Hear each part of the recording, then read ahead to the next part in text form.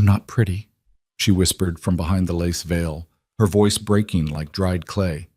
The cowboy standing before her, dust on his boots, honesty in his eyes, didn't flinch. That's fine, Wyatt Carver said, his words carrying the weight of a promise. I need honest, not fancy. In that moment, beneath the brutal New Mexico sun, two damaged souls found each other. A man abandoned by beauty, a woman destroyed by cruelty. This is their story, a tale of scars, shame, and the kind of love that doesn't need perfection. Stay with me until the end and comment what city you're watching from so I can see how far this story travels. The stagecoach arrived in Dry Creek on a Tuesday afternoon when the sun sat high and merciless, turning the desert into a furnace and the main street into a ribbon of cracked earth. Dust devils spun themselves into brief existence before collapsing back into nothing, and the few people brave enough to be outside moved with the slow deliberation of those who understood that haste, in this heat, was a form of suicide. Wyatt Carver stood outside Miller's General Store, his hat pulled low against the glare, watching the stage thunder toward town with a plume of dust rising behind it, like smoke from a grass fire. His hands were steady at his sides, but his heart, that traitorous organ, hammered against his ribs with an anxiety he hadn't felt since the war. He was 42 years old, too old, some said, to be sending for a mail-order bride. Too weathered, too quiet, too set in his ways. But loneliness had a way of making a man reconsider what he thought he needed, and Wyatt had spent enough years talking to his cattle and his horses to know that solitude, for all its simplicity, was a slow kind of dying. The letter had arrived 4 months ago, written in a careful, educated hand on paper that smelled faintly of lavender. Miss Evelyn Mercer of Boston, Massachusetts, seeks correspondence with gentlemen of good character. Age 28, experience in household management, no family remaining, willing to relocate for purposes of matrimony. The formality of it had appealed to him. No flowery promises, no declarations of beauty or charm, just facts, simple and stark. He'd written back that same evening, his own words clumsy but honest. I am a cattleman. My ranch is small but profitable. I live simply and work hard. I cannot offer luxury, but I can offer respect and provision. If this suits you, I would be honored to make your acquaintance. 3 months of letters had followed. Hers were always proper, always careful, filled with observations about weather and books and the changing seasons. She never spoke of her past beyond the barest facts. Orphaned young, raised by an aunt who had recently passed, no prospects in Boston that would sustain her. She asked thoughtful questions about his land, his work, the territory. She never once mentioned her appearance, and neither did he. When he'd finally proposed, awkwardly, in a letter that took him 6 drafts to complete, her acceptance had been swift. I accept your offer of marriage. I will arrive on the afternoon stage, first Tuesday of September. I ask only that you not judge me too harshly when we meet. Yours in hope, Evelyn Mercer. That last line had puzzled him. Not judge her harshly? What did that mean? Now, as the stage rolled to a stop in front of the hotel, and Hank Peterson climbed down from the driver's box with his usual string of curses about the heat and the road, Wyatt felt his mouth go dry. Got your bride here, Carver, Hank called out, loud enough that heads turned up and down the street. Special delivery from Boston, Massachusetts. Wyatt moved forward, conscious of the eyes watching from windows and doorways. Dry Creek was small enough that anything unusual became entertainment, and a mail-order bride was about as unusual as it got. The stage door swung open, and Hank extended a hand to help the passenger descend. The woman who emerged wore a traveling dress of dark blue wool, impractical for the heat, Wyatt thought absently, and carried a single worn carpet bag. But it was her face, or rather, the lack of it, that stopped him cold. A veil of delicate black lace covered her entirely from the crown of her head to below her chin, secured by pins to a simple bonnet. Through the intricate pattern, he could make out the suggestion of features, the curve of a cheek, the shadow of a mouth, but nothing distinct, nothing real. She stood very still on the bottom step of the stage, one gloved hand gripping the doorframe as if she might collapse without its support. Even through the veil, he could sense her fear. Miss Mercer? His voice came out rougher than he intended. She turned toward him, and though he couldn't see her eyes clearly, he felt the weight of her gaze. Mr. Carver. Her voice was soft, cultured, with the precise diction of someone educated in the East. It trembled slightly, like a wire pulled too tight. Yes. He cleared his throat, suddenly aware that he was staring. Welcome to Dry Creek. Thank you. An awkward silence stretched between them while Hank unloaded her trunk, larger than the carpetbag but still modest, and set it in the dust with a thump. Behind them, Wyatt could hear the whispers starting already. Mrs. Henderson from the millinery, old Samuel from the livery, the Pritchard twins who never missed an opportunity for gossip. Is she disfigured? Maybe she's hiding because she's playing. Lord, what did Carver get himself into? Wyatt's jaw tightened, but he kept his eyes on the woman before him. She hadn't moved from the step, and he realized with a start that she was waiting for him to reject her, perhaps, waiting for him to tear away the veil and expose whatever she was hiding. He did neither. Instead, he reached down and picked up her trunk with one hand, her carpetbag with the other. My wagon's just down the way. It's not much of a ride to the ranch, about an hour. There's water in the canteen if you're thirsty. For a long moment, she didn't respond. Then slowly, she descended the final step and stood on the dusty street of Dry Creek, New Mexico territory, looking small and lost and utterly alone. Mr. Carver, Her hands twisted together at her waist. I must tell you something before we go any further. He waited. She lifted her chin slightly, a gesture of defiance that seemed to cost her. I am not what you might have expected. I am not... Her voice dropped to barely a whisper. I'm not pretty. The words hung in the hot air between them.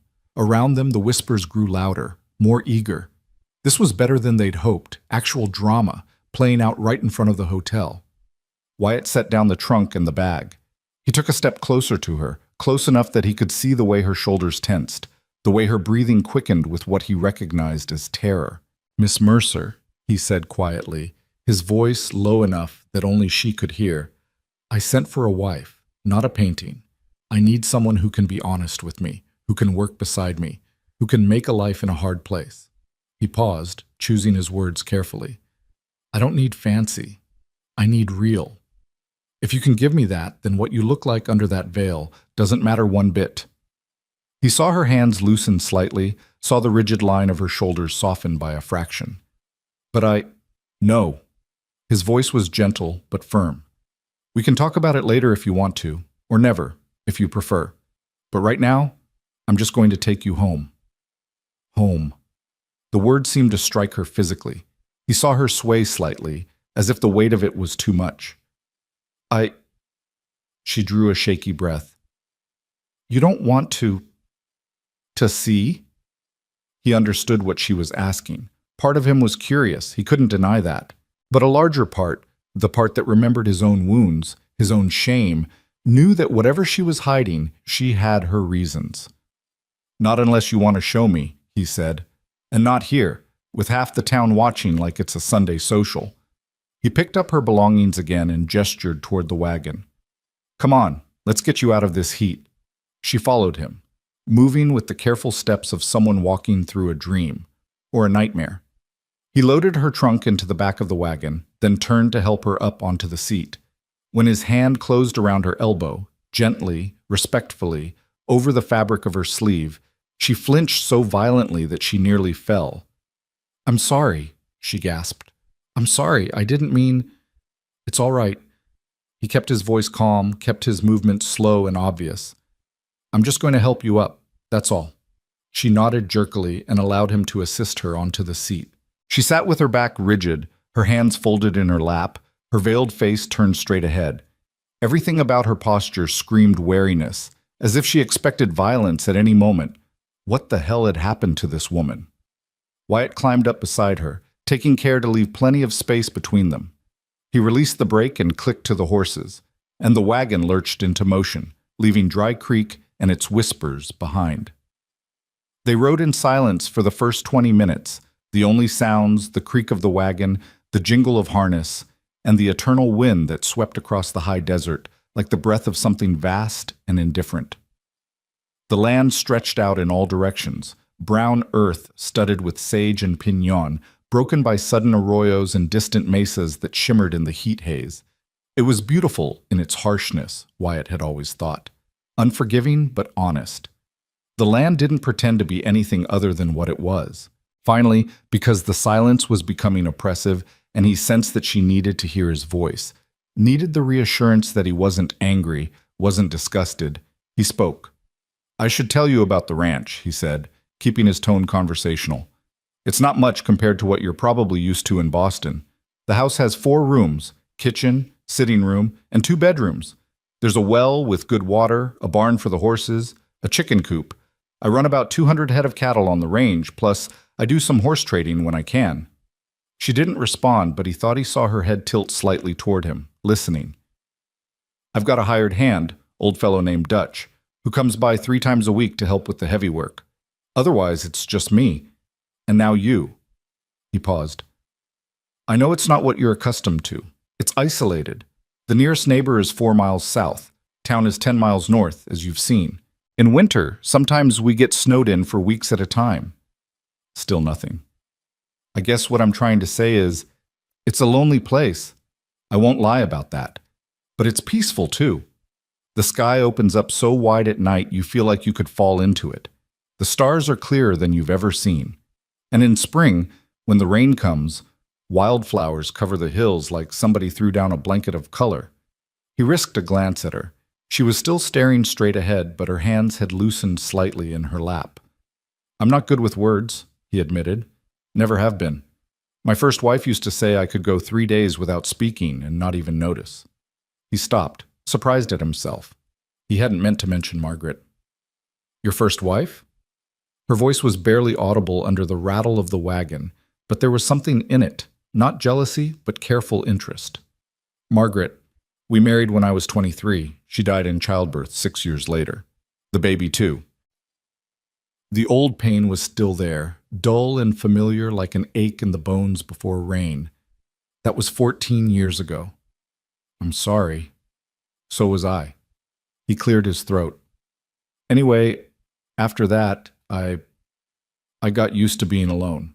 Maybe too used to it. But lately, I've been thinking that a man can be too comfortable with loneliness. It starts to feel like safety, but really, it's just emptiness."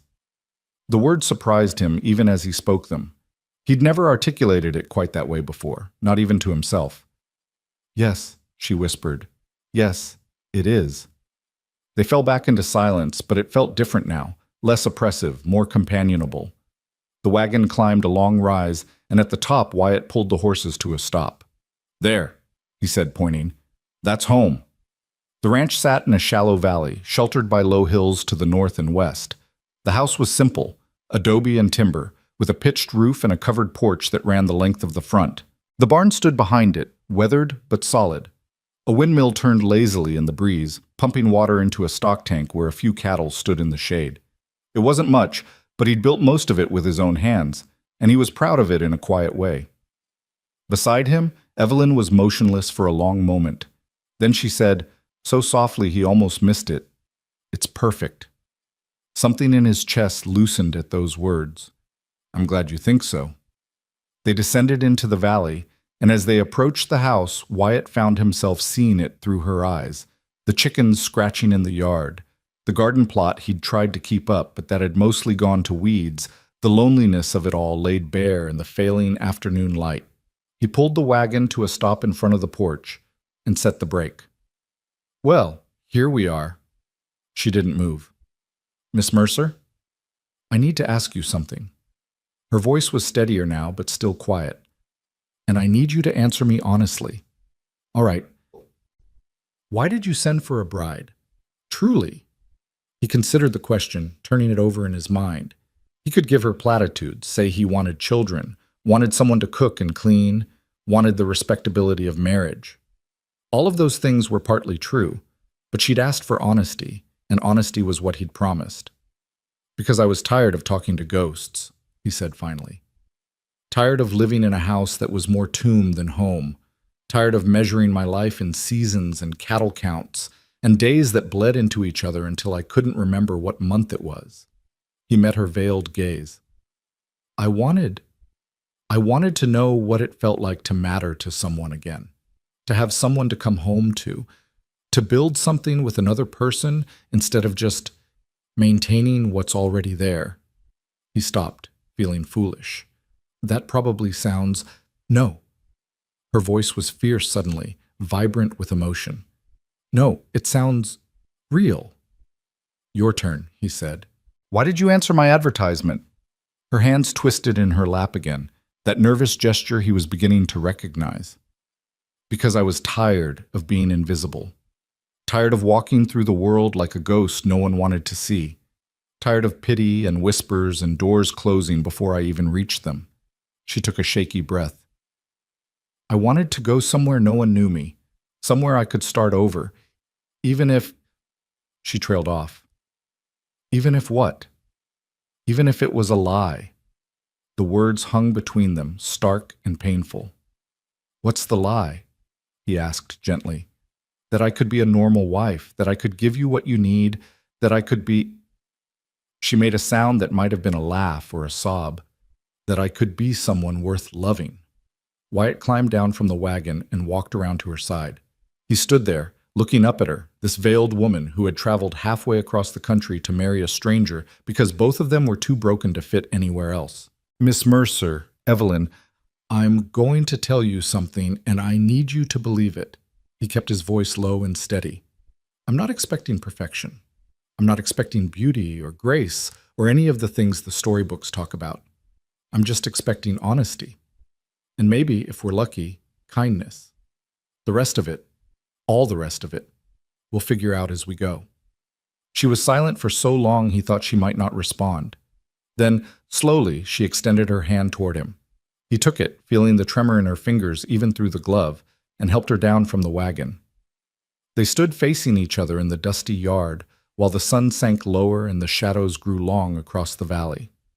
Somewhere in the distance, a coyote called, and the wind carried the scent of sage and dust and possibility.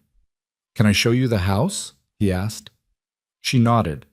He led her up the steps to the porch, conscious of the way she moved, carefully, as if expecting the boards to give way beneath her feet. The front door opened with a creak that reminded him he needed to oil the hinges, and they stepped into the dim coolness of the sitting room. It was spare, he knew. A sofa he'd inherited from his parents, a rocking chair by the fireplace, a small table with an oil lamp. No curtains on the windows, no rugs on the floor, no softness anywhere. A bachelor's house, utilitarian and empty. I know it's not much, he began, but she was already moving through the space, one hand trailing along the back of the sofa, her head turning to take it all in. It's clean, she said, and he heard the surprise in her voice. I expected... Expected what? Expected a mess. Most men living alone. She stopped. I'm sorry. That was presumptuous. It's all right. You're not wrong about most men. He gestured toward the kitchen doorway. I'm not much of a cook, but I can manage the basics. There's a root cellar out back for storage, and the well water's cold even in summer. She followed him through the house as he showed her each room, the kitchen with its cast iron stove and rough-hewn table, the sitting room with its fireplace built from river rock, the 2 bedrooms at the back of the house. At the door to the second bedroom, she stopped. Is this where your wife... No. He understood what she was asking. This was going to be the nursery. We just finished it when... He cleared his throat. It's never been used. I thought maybe you'd want it. For your own space, until you're ready to share the other room? Her voice was barely a whisper. Until we're both ready, he corrected. If we ever are. And if we're not, that's fine too.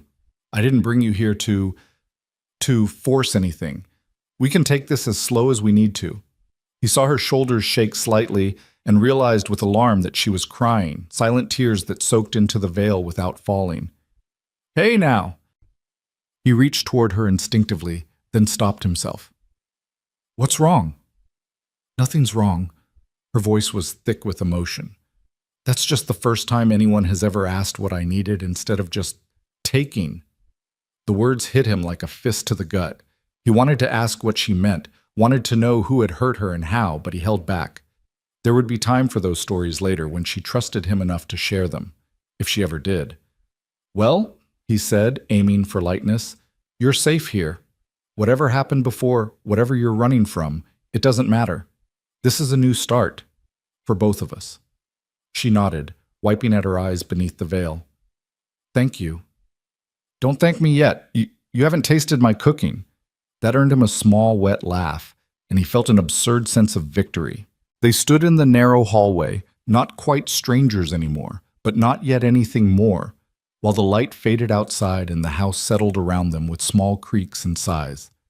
I should get your things, Wyatt said finally, and start some supper. Nothing fancy, just beans and cornbread, but it'll fill you up. Can I help? You've been traveling all day. You should rest. Please. There was something desperate in the word. I need to be useful. I need to do something with my hands, or I'll... She didn't finish the sentence. All right, he said gently. You can help. They worked together in the kitchen as twilight fell, moving around each other with the awkwardness of strangers learning a new dance. She wouldn't let him see her eat, said she wasn't hungry, though he didn't believe her, but she laid the table and sliced the cornbread and moved through the space with an efficiency that spoke of long practice. You're good at this, he observed. I kept house for my aunt for 12 years. After she died, I worked briefly for a family in Boston, caring for their children. She paused. Until what? Until the father decided I was too unsettling to have around the children because of my face. The casual cruelty of it made his hand still over the pot of beans. That's idiotic. That's reality. Her voice was flat. Children were frightened. Parents complained. I couldn't find work anywhere. Eventually I realized that if I wanted any kind of life, I needed to go somewhere no one knew me. Somewhere I could... She trailed off. Hide, he suggested quietly. Survive. They ate in silence, or rather, he ate while she sat across from him, her hands folded in her lap, watching through the veil as he mechanically consumed beans and cornbread that tasted like sawdust because all he could think about was the woman across from him and the life that had driven her to this. After dinner, he showed her how to work the pump at the sink where the extra blankets were stored, how to bank the fire in the stove so it would last through the night. She absorbed everything with quiet attention, asking occasional questions in that soft, careful voice. When full darkness had fallen and the oil lamps cast long shadows through the house, he finally said, I should let you get some rest. Morning comes early on a ranch. What time should I wake? Whenever you're ready. There's no schedule tomorrow, it's just Sunday. We can take it easy, get you settled in properly. She hesitated in the doorway of the small bedroom. Mr. Carver? Wyatt, please. Wyatt. She seemed to test the name on her tongue. I just want you to know I'll try to be a good wife, to earn my place here. I know I'm not what you wanted, but I'll work hard and I'll... Stop. He said it gently but firmly. You don't have to earn anything. You're here because I asked you to be. That's enough. She was quiet for a long moment. Then, good night, Wyatt. Good night, Evelyn. He heard the door close softly, heard the rustle of fabric as she moved around the small room. He stood in the hallway for a moment, wondering what the hell he'd gotten himself into before retreating to his own bedroom. He lay awake for a long time, staring at the ceiling and listening to the night sounds. The wind, the distant yip of coyotes, the creak of the house settling. And underneath it all, very faintly, the sound of crying from the room next door. He wanted to go to her, wanted to offer comfort, but he knew that his presence would only make it worse.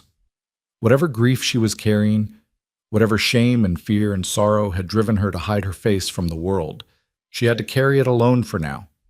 But maybe, he thought, as sleep finally claimed him, maybe not forever. Maybe, with time and patience and the kind of honesty they'd promised each other, they could learn to carry their burdens together. The thought sustained him as he drifted off, and his last conscious awareness was of gratitude, strange and unexpected, for this broken woman sleeping in the room next door. Whatever came next, at least he wasn't alone anymore. And neither was she. The first light of morning crept through the window like a hesitant visitor, painting the rough adobe walls in shades of gold and amber. Wyatt woke to the sound of chickens scratching in the yard and the familiar creak of the windmill turning in the early breeze. For a moment, he forgot. Forgot that his house was no longer empty, forgot that a woman slept in the room next door, forgot that his life had fundamentally changed in the span of a single afternoon. Then memory returned, and with it came a strange mixture of anticipation and anxiety that made his chest feel tight. He dressed quickly in the dim light, pulling on worn denim and a cotton shirt that had seen better days.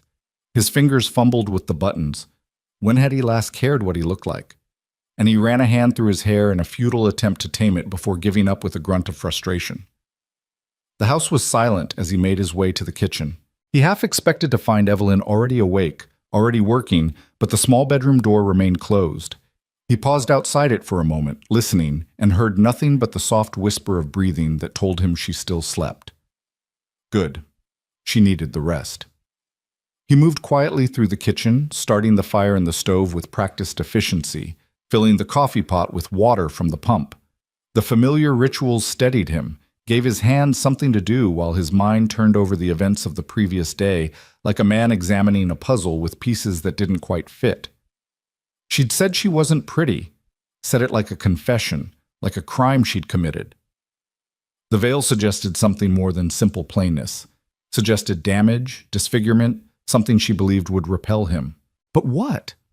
And more importantly, what had happened to make her believe that her appearance defined her worth? The coffee began to boil, filling the kitchen with its bitter, familiar aroma. Wyatt poured himself a cup and stood at the window, watching the sun climb higher over the eastern hills.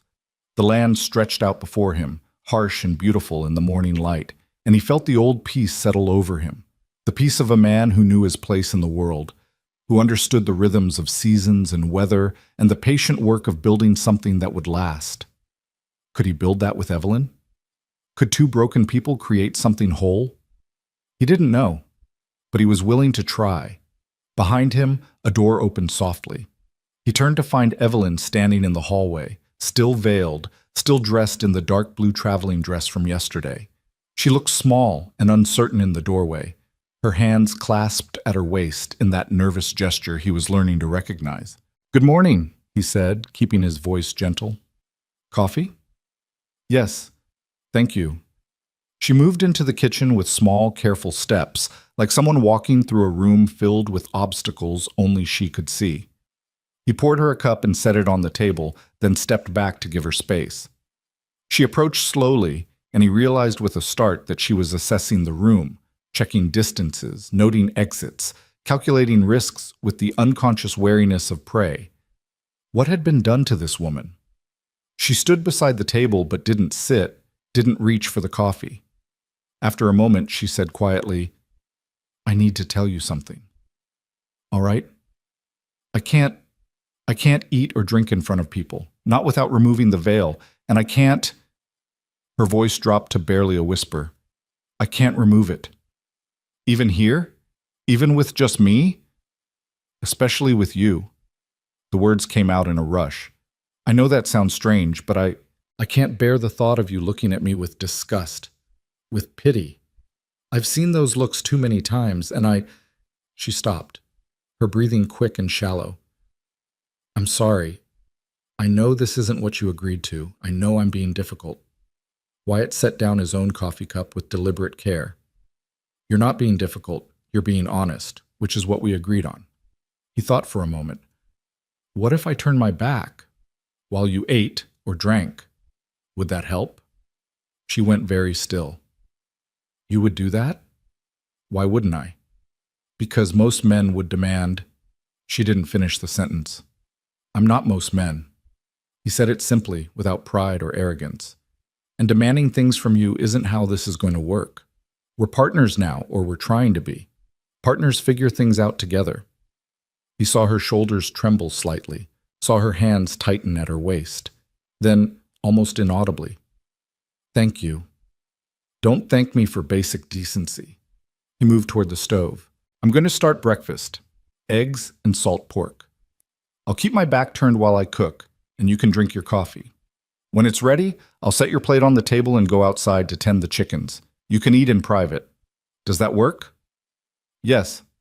The word was thick with emotion. "Yes, that works." True to his word, he kept his back to her as he cracked eggs into the skillet and cut thick slices of salt pork to fry alongside them. Behind him, he heard the soft clink of the cup being lifted, the nearly silent sound of her drinking. He focused on the cooking, giving her the privacy she needed, and tried not to think about what kind of life had taught her that basic kindness was something rare and precious. When the food was ready, he plated it quickly and set both plates on the table. "I'll be outside, miss," he said, still not turning. "Take your time."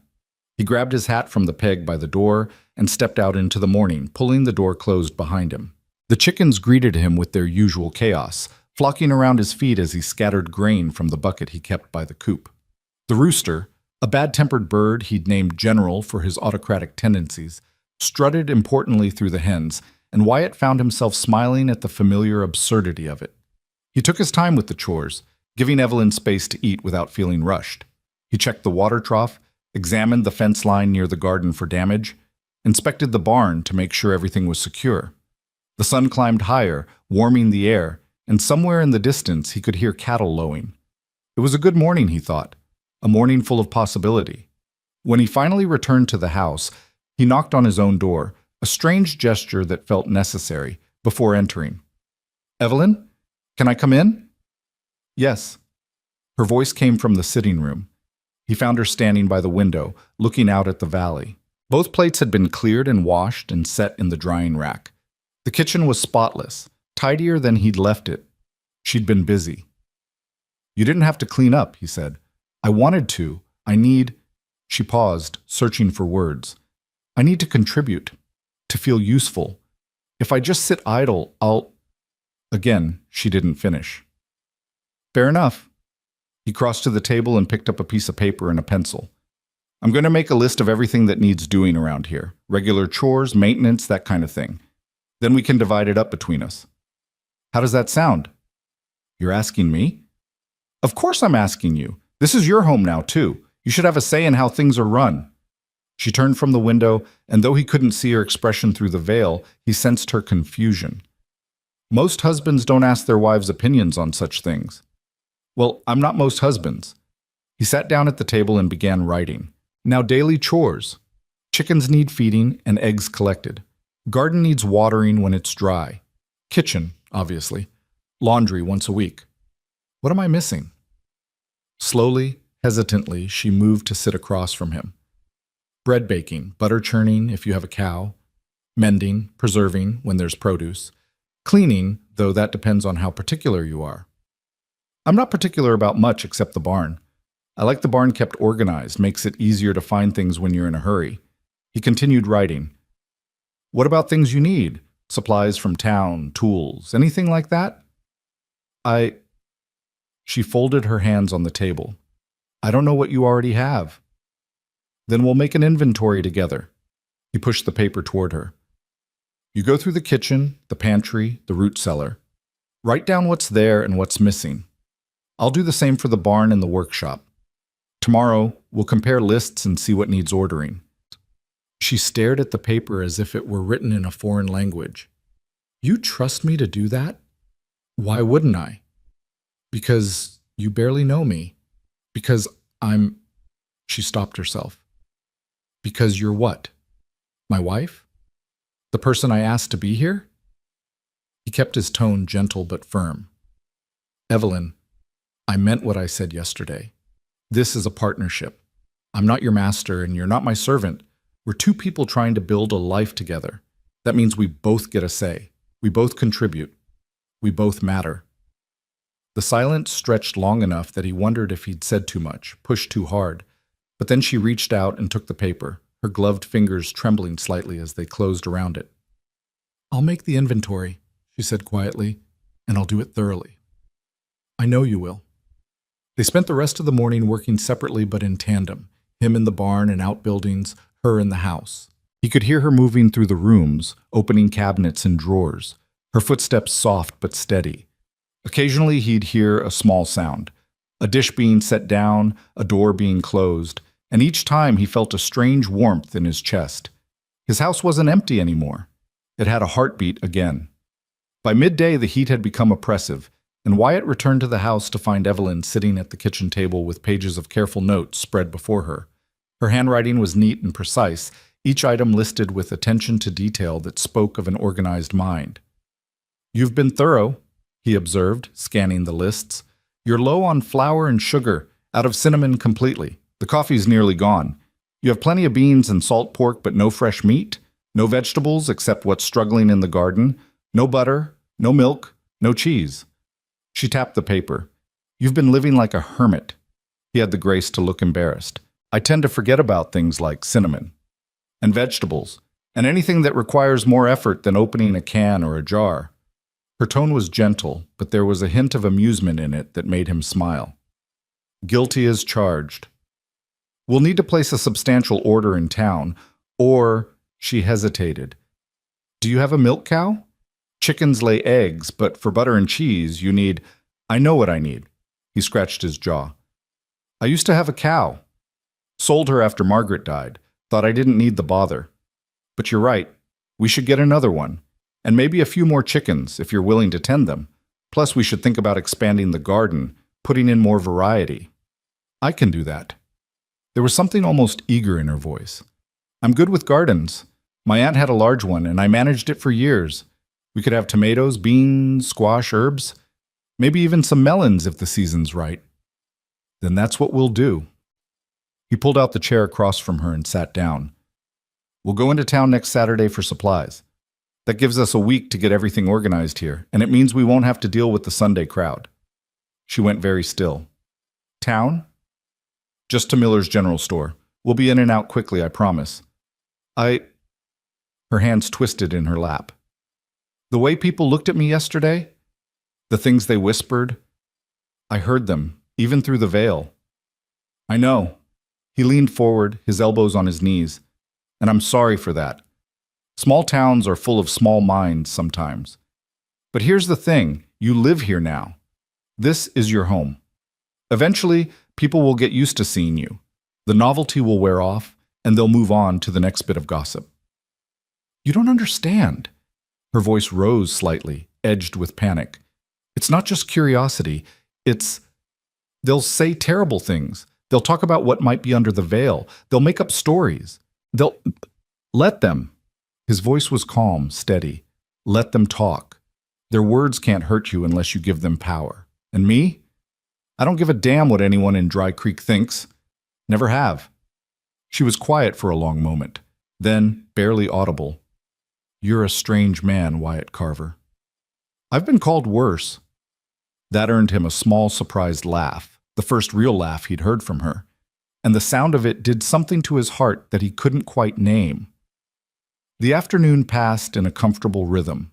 Wyatt worked on repairing a section of fence that had been damaged in the last windstorm, while Evelyn, after some coaxing, agreed to rest in the shade of the porch with a book he'd dug out from somewhere in his bedroom. He glanced back at the house occasionally and saw her sitting in the rocking chair, still veiled, the book open in her lap.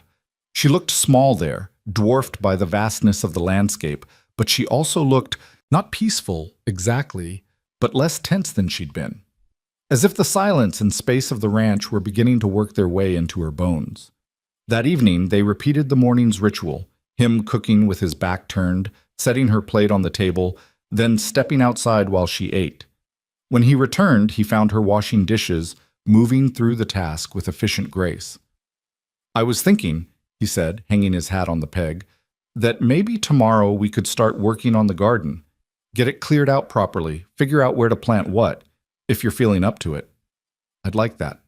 She dried the last dish and set it carefully in the cupboard. "I'd like that very much." They sat together in the sitting room as darkness fell, Wyatt in his chair by the fireplace, Evelyn on the sofa with her hands folded in her lap. He whittled absently at a piece of wood, letting the shavings fall into a small pile at his feet, while she sat in silence and watched the last light fade from the windows. After a while he began to hum, low and tuneless, just something to fill the quiet. It was an old habit from his solitary years, something he did without thinking. "What song is that?" she asked suddenly. He stopped, surprised. "I don't know that it's any song, just something I do. It's nice, peaceful. My mother used to hum while she worked. I guess I picked it up from her." He resumed the quiet melody. "She said it kept the loneliness away." "Does it work?" He considered. Sometimes, not always. No, she agreed softly. Not always. They lapsed back into silence, but it was a shared silence now, companionable rather than awkward. Outside, a coyote called, and another answered from across the valley. The wind picked up, rattling the shutters slightly, and Wyatt rose to check that everything was secured for the night.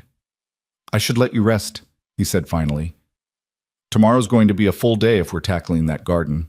She stood, smoothing her skirts. Wyatt? Yes? Thank you. For today. For... She gestured helplessly. For all of it. You don't need to thank me, Evelyn. This is just... how it should be. She was quiet for a moment, then... Maybe. But it's not how it's ever been before. She left him standing in the sitting room and he heard her bedroom door close softly. He remained where he was for a few minutes, staring at nothing, thinking about what she'd said. It's not how it's ever been before. What kind of life had she lived? What kind of treatment had she endured that basic kindness seemed like a gift? The questions haunted him as he prepared for bed, as he lay in the darkness listening to the night sounds. Somewhere in the house, Evelyn was doing the same, lying awake in an unfamiliar bed, in an unfamiliar house, with an unfamiliar husband just beyond the wall. He hoped she felt safe. He hoped she understood that he meant what he said about partnership, about respect, about building something together. But hope and reality weren't always the same thing, and he knew it would take more than words to prove himself to her. Time, he thought. It would take time, and patience, and the kind of steady, quiet persistence that had served him well in ranching, in weathering storms, in surviving loss. He could give her that. He would give her that, however long it took. The days that followed settled into a pattern, each one bleeding into the next with the rhythm of work and weather and gradual, cautious familiarity. They rose with the sun, worked through the morning heat, rested during the brutal afternoon hours, and resumed their tasks as evening brought relief. True to his word, Wyatt helped her clear and expand the garden, turning the hard earth with a spade while she followed behind, breaking up clods and removing rocks. They worked side by side in companionable silence, and occasionally she would point out where certain plants should go, explaining their needs with the confidence of someone who truly understood growing things. Tomatoes here, where they'll get full sun. Beans along this edge where they can climb the fence. Squash in the corner where they'll have room to spread. Herbs near the kitchen door for easy access. Her hands moved as she spoke, sketching patterns in the air. And here, right here, we should put marigolds. Marigolds? He leaned on the spade, curious. Those are flowers, not food. They keep pests away. Plant them around the vegetables and you'll have fewer problems with insects. She knelt in the dirt, her dress already dusty despite her attempts to keep it clean. My aunt taught me that. She said every garden needs beauty as well as bounty.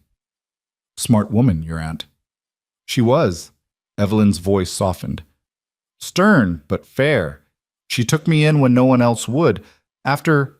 She stopped abruptly, and Wyatt knew better than to push. Instead, he just said, She sounds like someone I would have liked. You would have. She rose, brushing dirt from her gloves. She didn't judge people by their faces. She said character was the only thing worth measuring. I agree with her. They returned to work, and Wyatt found himself watching her when he thought she wasn't looking. The veil never came off, not even in the heat, not even when sweat dampened the fabric and made it cling to her face. She must have been suffocating under there, but she never complained, never gave any indication that she was uncomfortable. What would it take, he wondered, for her to trust him enough to remove it? In the evenings, after the work was done and supper had been eaten in their usual arrangement, him facing away, her dining in private, they would sit together in the sitting room. Wyatt had taken to reading aloud from the few books he owned, mostly because the silence sometimes felt too heavy, and he sensed that she needed the sound of his voice even if she didn't say so. She was an attentive listener, occasionally asking questions or making observations that revealed a sharp, educated mind. On the third evening, when he finished a chapter from a collection of Hawthorne's stories, she said quietly, You read well, better than most. I like stories. He closed the book and set it aside. Always have. When I was a boy, I used to sneak into my father's study and read by candlelight when I was supposed to be sleeping. Got caught more times than I can count. What did your father do when he caught you? Lectured me about wasting candles and neglecting my chores. He smiled at the memory. Then he'd leave a fresh candle on my nightstand the next day. Never said a word about it, but the message was clear. If you're going to disobey, at least don't burn the house down doing it. He heard her laugh, soft and genuine, and the sound made something in his chest loosen. Your father sounds like a good man. He was. Died when I was 19. Fever took him in less than a week. The old grief was there, familiar and dull. My mother followed 6 months later. Broken heart, the doctor said, though he wrote pneumonia on the death certificate. I'm sorry. It was a long time ago. He paused. But I think about them sometimes. Wonder what they'd make of all this. Of me, sending for a mail-order bride at my age. What do you think they'd say? He considered. My mother would say I waited too long to let myself be happy again. My father would say I was being practical, which in his book was the highest compliment. He glanced at her shadowed form on the sofa. What about your parents? You said you were orphaned young. She was quiet for so long he thought she wouldn't answer. Then, my mother died giving birth to me. My father, he died in a factory fire when I was 6. After that, I went to live with my aunt in Boston. No siblings? No, just me. Her voice was flat, empty of emotion. Just me and my aunt until she died 3 years ago. Must have been lonely. Yes. The single word carried a weight of sorrow that made his throat tight. Yes, it was. They sat in silence after that, the shadows deepening around them, and Wyatt found himself wanting to offer comfort, but not knowing how. Physical touch was clearly out of the question, and words seemed inadequate to address the depth of loneliness he heard in her voice. So he did the only thing he could think of. He started humming again, that low, wordless melody that his mother had taught him, the one that was supposed to keep the loneliness at bay. After a moment, he heard Evelyn's breathing slow and deepen, heard the tension leave her body as she relaxed into the sofa. She didn't say anything, didn't thank him, but he knew she understood. Sometimes music said what words couldn't. By the end of the week, the garden was taking shape. Neat rows marked out with string, the soil turned and ready for planting. Wyatt had ridden into town alone on Thursday, returning with seeds and seedlings, a young milk cow named Bess, and an assortment of supplies that Evelyn had requested. He'd also picked up something else, something he kept hidden in his saddlebag until the right moment. That moment came on Friday evening, after supper, when he found Evelyn standing on the porch watching the sunset. She did that often, he'd noticed, stood very still, her face turned toward the fading light, as if she were trying to absorb every last bit of warmth before darkness fell. I got you something, he said, coming to stand beside her. In town. She turned and he thought he saw surprise in the tilt of her head. You didn't need to do that. I wanted to. He pulled out a small bundle wrapped in brown paper. It's not much, but I thought, well, here. She took the package with careful hands and unwrapped it slowly. Inside were 3 things: a new pair of work gloves in soft leather, a packet of marigold seeds, and a journal bound in dark blue cloth with blank pages waiting to be filled. Wyatt! Her voice broke on his name. The gloves are practical. Those ones you're wearing are falling apart. The seeds are for the garden. And the journal. He rubbed the back of his neck, suddenly self-conscious. You said you used to keep house accounts for your aunt. I thought maybe you'd like to keep track of things here too, or use it for whatever you want. Recipes, notes, thoughts, whatever. She stood frozen, staring down at the gifts, and he couldn't tell if she was pleased or upset or something else entirely. Then, slowly, she set the items on the porch rail and turned to him. No one's ever... She stopped, started again. In all my life, no one has ever given me gifts just because they wanted to, just to be kind. Well, that's a damn shame. He said it gruffly, uncomfortable with the emotion in her voice. You deserve kindness, Evelyn. You deserve a lot of things you probably haven't gotten. I don't know what I did to deserve you. The words stunned him into silence. Before he could formulate a response, she'd gathered up her gifts and hurried back into the house, leaving him standing alone on the porch in the gathering darkness. He stayed there for a long time, listening to the night sounds and trying to understand what had just happened. She'd seemed genuinely overwhelmed by such simple gifts, as if basic thoughtfulness was foreign to her. What kind of men had she known before him? What kind of life had taught her that she wasn't worthy of small kindnesses? The questions circled in his mind like vultures, and with them came a quiet, burning anger. Not at her, never at her, but at whoever had made her believe she was less than she was. But anger wouldn't help her. Only time would. Time and patience, and proving through 1,000 small actions that she was valued here, that she mattered, that she was more than whatever shame she carried beneath that veil. He could do that. He would do that, however long it took. That night, for the first time since her arrival, Wyatt found a note beside his breakfast plate the next morning. It was written in that same careful hand from her letters, and it said simply, "Thank you for seeing me when I cannot see myself. E." He read it 3 times, then carefully folded it and tucked it into his shirt pocket right over his heart. It stayed there all day as he worked, a small weight that reminded him that he wasn't alone anymore, that someone in this world was learning to trust him, and that maybe, just maybe, they were both beginning to heal. The note remained in Wyatt's pocket through the following week, growing soft with handling, the creases deepening each time he unfolded it to read those simple words again. He found himself reaching for it during quiet moments, while mending fence, while grooming the horses, while lying awake in the darkness listening to the wind test the corners of the house. Each time the message was the same, and each time it steadied something restless inside him. Thank you for seeing me when I cannot see myself. He'd never thought of himself as particularly perceptive, never considered that simply treating someone with basic decency could mean so much. But then again, he'd never met anyone like Evelyn before. Someone so fractured by the world that kindness felt like revelation.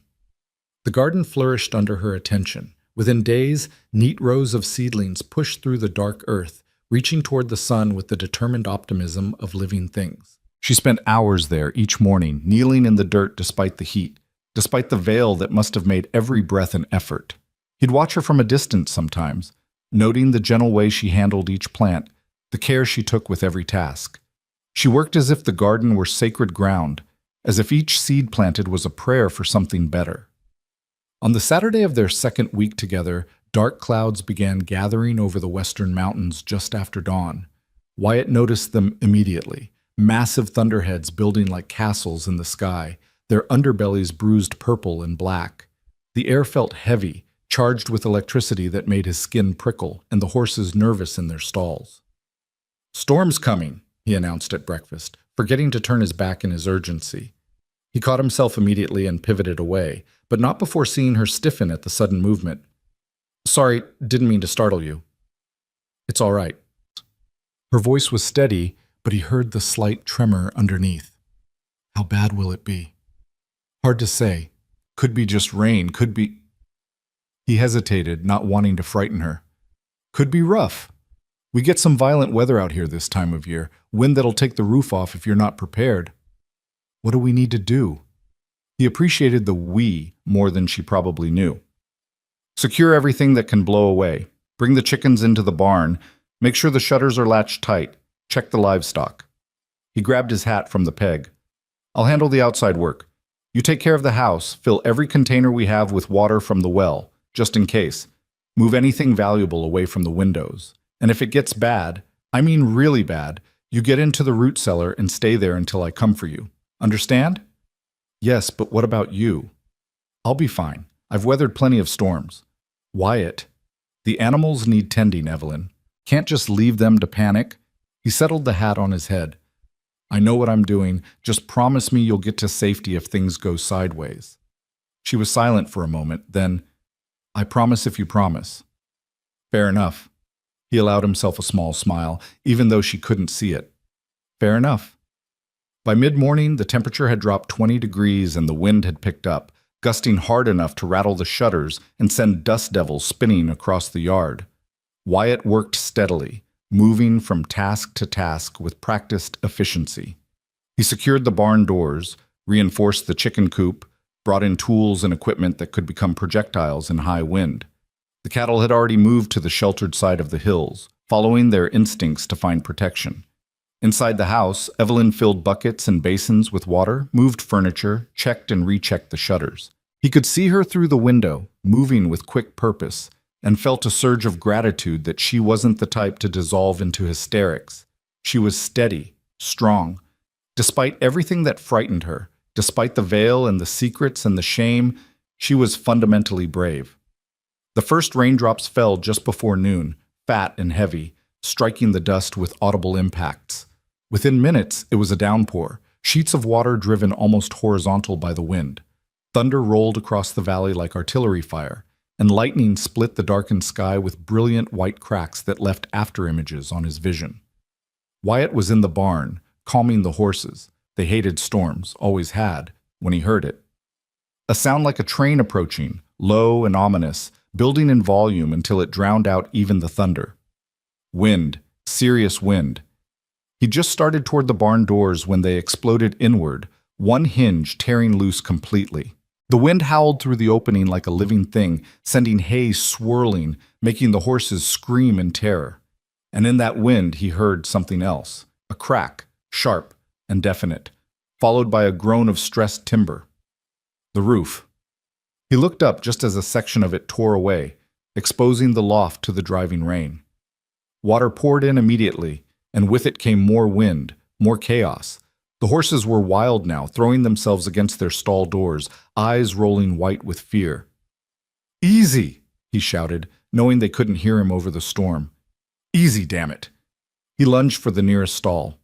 Thunder, his oldest gelding, the one who'd carried him through more miles than he could count, and managed to get the door open.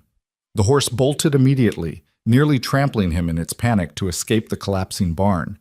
He let it go, turned to the next stall, but the mare inside was beyond reason, slamming herself against the walls hard enough to splinter wood.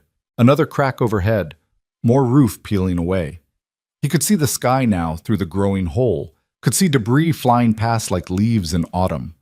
This wasn't just a storm anymore. This was something catastrophic. He got the second stall open, then the third, focusing on getting the animals out before the whole structure came down. The wind screamed through the barn, ripping at his clothes, stealing his breath. Rain lashed his face, cold and sharp as needles. Above him, the remaining roof groaned ominously. He'd just reached for the latch on the fourth stall when he heard a voice, thin and nearly lost in the chaos, but unmistakably human. "Wyatt!" He spun around to find Evelyn in the barn entrance, her dress plastered to her body by the rain, her veil hanging in wet tatters. She was holding onto the doorframe with both hands, fighting against the wind that threatened to tear her away. "Get back to the house!" he roared. "Get to the cellar! The horses! I've got them! Go!" But she didn't go. Instead, she let go of the doorframe and fought her way into the barn, staggering against the wind, her hands outstretched. She was coming toward the stalls, toward the animals that were still trapped, and he realized with a jolt of fear and amazement that she wasn't running from danger. She was running toward it. "Evelyn, no!" She ignored him, or maybe couldn't hear him over the storm. She reached the stall that held the youngest horse, Dancer, barely 3 years old, and began struggling with the latch. Her hands were shaking so badly she could barely work it, but she didn't give up, didn't retreat. Overhead, something gave with a sound like a gunshot. He looked up and saw a massive beam beginning to fall, saw it rotating in what seemed like slow motion, saw exactly where it was going to land, right on top of Evelyn. He didn't think, didn't plan, just moved, throwing himself across the space between them, hitting her with his shoulder and driving them both to the side. They went down hard in the mud and sodden hay, and he tried to cover her with his body, tried to shield her from what was coming. The beam crashed down where she'd been standing a second before, missing them by inches. It struck the edge of the stall door with a force that shook the ground, and in the impact, something else came loose. A section of tin roofing, sharp-edged and spinning, carried on the wind like a blade. Wyatt saw it coming. Tried to duck. Wasn't quite fast enough. The metal caught Evelyn's shoulder, tearing through fabric, and he heard her scream, a sound of pure shock and pain that cut through the storm. The tin kept going, embedding itself in a support post with a resonant thunk, but the damage was done. Evelyn. He scrambled to his feet, reaching for her, and in the chaos and the rain and the panic, His hand found her veil and knocked it loose. It fell away. For one endless moment, the world seemed to freeze despite the chaos raging around them. He saw her face, truly saw it, for the first time. The scar ran from her right temple down across her cheek to her jaw, a twisted rope of old burn tissue that had healed badly, pulling the skin tight and leaving it pale and puckered. It was extensive, severe, the kind of injury that spoke of terrible pain and worse trauma. But it was also just a scar, just damage to skin. Nothing monstrous, nothing hideous, just evidence that she had survived something that should have killed her. And beneath the scar he saw the rest of her face, the delicate bone structure, the dark eyes wide with shock and fear, the mouth twisted now in pain. She was beautiful, he realized with a start, not despite the scar but including it, because every line of her face spoke of strength and survival and a refusal to surrender even when the world had tried its best to break her. She stared up at him, rain streaming down her exposed face, her eyes filled with horror that had nothing to do with the storm. "Don't look at me," she cried, her voice raw. "Don't look at me!" She tried to cover her face with her hands, but her right arm wouldn't cooperate properly. Blood was seeping through her torn sleeve, and her face had gone white beneath the scar. "Evelyn, you're hurt. Don't look at me!" She was sobbing now, great gasping sobs that shook her whole body. "I'm ugly. I'm hideous. Don't—" He did the only thing he could think of. He shrugged out of his coat, already soaked but better than nothing, and draped it over her head and shoulders, covering her face, giving her back the shield she needed. "Can you stand?" he asked, his voice rough but gentle. She nodded, still crying, and he helped her to her feet. The wind was still screaming, the rain still falling in torrents, but the worst of the storm seemed to be moving past. Thunder rumbled in the distance, retreating like a defeated army. "Come on," he said, let's get you inside." He guided her out of the ruined barn, one arm around her waist to support her weight, the other holding the coat over her head. They staggered through the mud and debris, past the panicked chickens that had scattered everywhere, past fallen branches and sheets of torn metal. The house at least still stood, its thick adobe walls unmoved by the wind that had destroyed everything else. Inside, he settled her on the sofa and gently removed the coat from her head. She immediately tried to turn away, tried to hide her face, but he caught her hands, carefully, respectfully, and held them still. "Evelyn, look at me." "No, please, no. Look at me." She slowly, reluctantly turned her face toward his. Tears streamed down her cheeks, mixing with the rainwater, and her eyes were full of such shame and fear that it made his chest ache. He looked at her, really looked at her, taking in every detail of that scarred face, and said quietly, "I need to see your shoulder. You're bleeding." "Wyatt? You think I care about a scar?" The words came out more forcefully than he'd intended. "You ran into a collapsing barn in the middle of a windstorm to save animals that weren't even yours yet. You could have been killed. You almost were killed." His voice softened. "You are the bravest person I've ever known, and a scar doesn't change that. Nothing changes that." She stared at him, her mouth opening and closing without sound, as if she couldn't quite process what he was saying. "Now," he said, releasing her hands and standing up, "I'm going to get the medical kit and some clean water. I need to look at that wound. Can you manage your dress, or do you need help?" I can manage? Good. I'll be right back." He left her there and went to gather supplies, giving her a moment of privacy to collect herself. His own hands were shaking, he realized, not from fear or exhaustion, but from the raw emotion of the last few minutes. He thought he was going to watch her die, thought that beam was going to crush her, that she'd be gone before he could reach her, that he'd lose someone else to violence and chance and the cruel randomness of the world. But she was alive, hurt, terrified, exposed, but alive. When he returned to the sitting room, she'd managed to work her dress down enough to expose her right shoulder. The wound wasn't as bad as he'd feared, a deep gash about 4 inches long, bleeding freely but not arterial. It would need stitches, but she'd survive. He set the medical kit on the table and began preparing clean cloths, carbolic solution, a needle, and thread. She watched him work, her face still uncovered, still exposed, as if she'd given up trying to hide. "This is going to hurt," he warned. "I'll be as gentle as I can, but—" "I know." Her voice was flat, empty. I've been hurt before. The word sent a chill down his spine. Evelyn, just do it. Please. Just get it over with. He cleaned the wound first, watching her face as he worked. She flinched at the sting of the carbolic but didn't cry out, didn't pull away. She just sat there, staring at nothing, her jaw clenched so tight he could see the muscle jumping beneath her skin. Where did the scar come from? He asked quietly, partly to distract her and partly because he genuinely wanted to know. She was silent for so long he thought she wouldn't answer. Then, in a voice barely above a whisper, "A fire. When I was 16. What happened?" There was a boy, a little boy, maybe 5 years old. He'd wandered into the old church on the edge of town, the one they were going to tear down. Kids did that sometimes, dared each other to go inside, said it was haunted. She drew a shaky breath. Someone had been burning trash in there, left embers smoldering. By the time anyone noticed, the whole building was engulfed. He threaded the needle, preparing for the stitches, but kept his attention on her words. I was walking past, heard him screaming inside. Everyone else just stood there, watching it burn, saying it was too late, saying no one could survive in there. But I could hear him. Her voice cracked. I could hear him screaming for his mother. So you went in. So I went in. She said it simply, without pride or self-congratulation. I found him near the altar, trapped behind a pew that had fallen. I got him out, got him to the door. Someone grabbed him from me, pulled him to safety.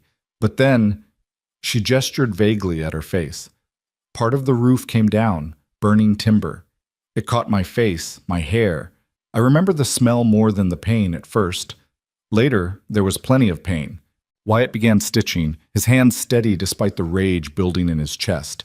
Not at her, never at her, but at the injustice of what came next. He could already guess. The boy lived, she continued, staring at the wall. Fully recovered. His parents came to visit me once while I was healing, brought me flowers, thanked me. Then they stopped coming. Everyone stopped coming. I'd saved their son, but I'd become... She touched the scar lightly. I'd become this. Something unpleasant to look at. Something that made people uncomfortable. That's despicable. That's human nature. She didn't sound bitter, just tired. People forget who saved who. They forget the brave thing and only remember the uncomfortable aftermath. Within a year, I was that poor disfigured girl. Within 2 years, I was just the monster from the fire. He finished the last stitch and tied it off carefully, then reached for a clean bandage. The only monsters I see are the people who treated you that way. You don't understand. No, you don't understand. He secured the bandage and moved to sit on the edge of the table, facing her directly. You saved a child's life. You ran into fire, because you heard someone in pain and couldn't stand by and do nothing. That scar isn't something to be ashamed of. It's proof that when it mattered most, you chose courage over safety. You chose someone else's life over your own comfort. He leaned forward, holding her gaze. That makes you extraordinary, Evelyn. Not ugly, not hideous. Extraordinary. The tears came again, silent now, tracking down her face. No one's ever said that before. Then everyone you've known before was a damn fool. She made a sound between a laugh and a sob. You're supposed to be repulsed. You're supposed to want to send me away, to demand your money back, to... Well, I'm not repulsed. I don't want to send you away, and I sure as hell don't want my money back. He stood up and moved to look out the window at the devastation outside. The storm had passed, leaving destruction in its wake. The barn roof half gone, debris everywhere, animals scattered across the valley.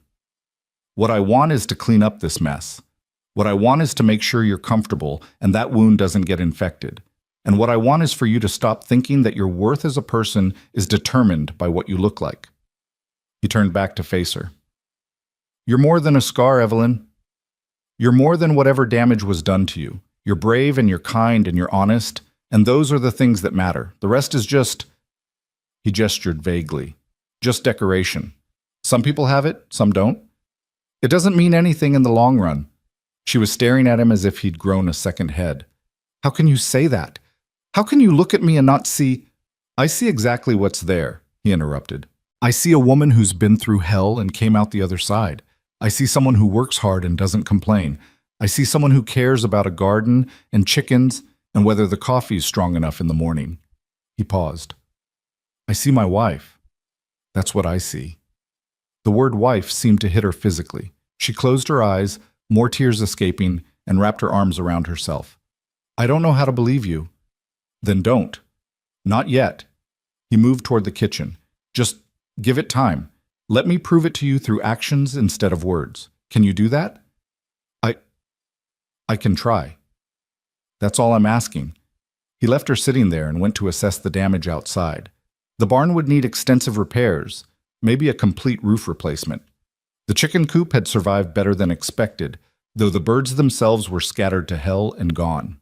He'd have to spend the rest of the day rounding them up, calming the horses, making sure nothing was actively dangerous. But they'd survived. They were both alive, both mostly intact, and that was more than many people could say after a storm like that. As he worked through the afternoon, gathering chickens, coaxing horses back from wherever they'd fled, salvaging what he could from the barn, his mind kept returning to that moment when her veil had fallen away, to the look in her eyes, the terror and shame and desperate vulnerability, to the scar that she believed defined her entire existence. She was wrong. So profoundly wrong, it made him angry.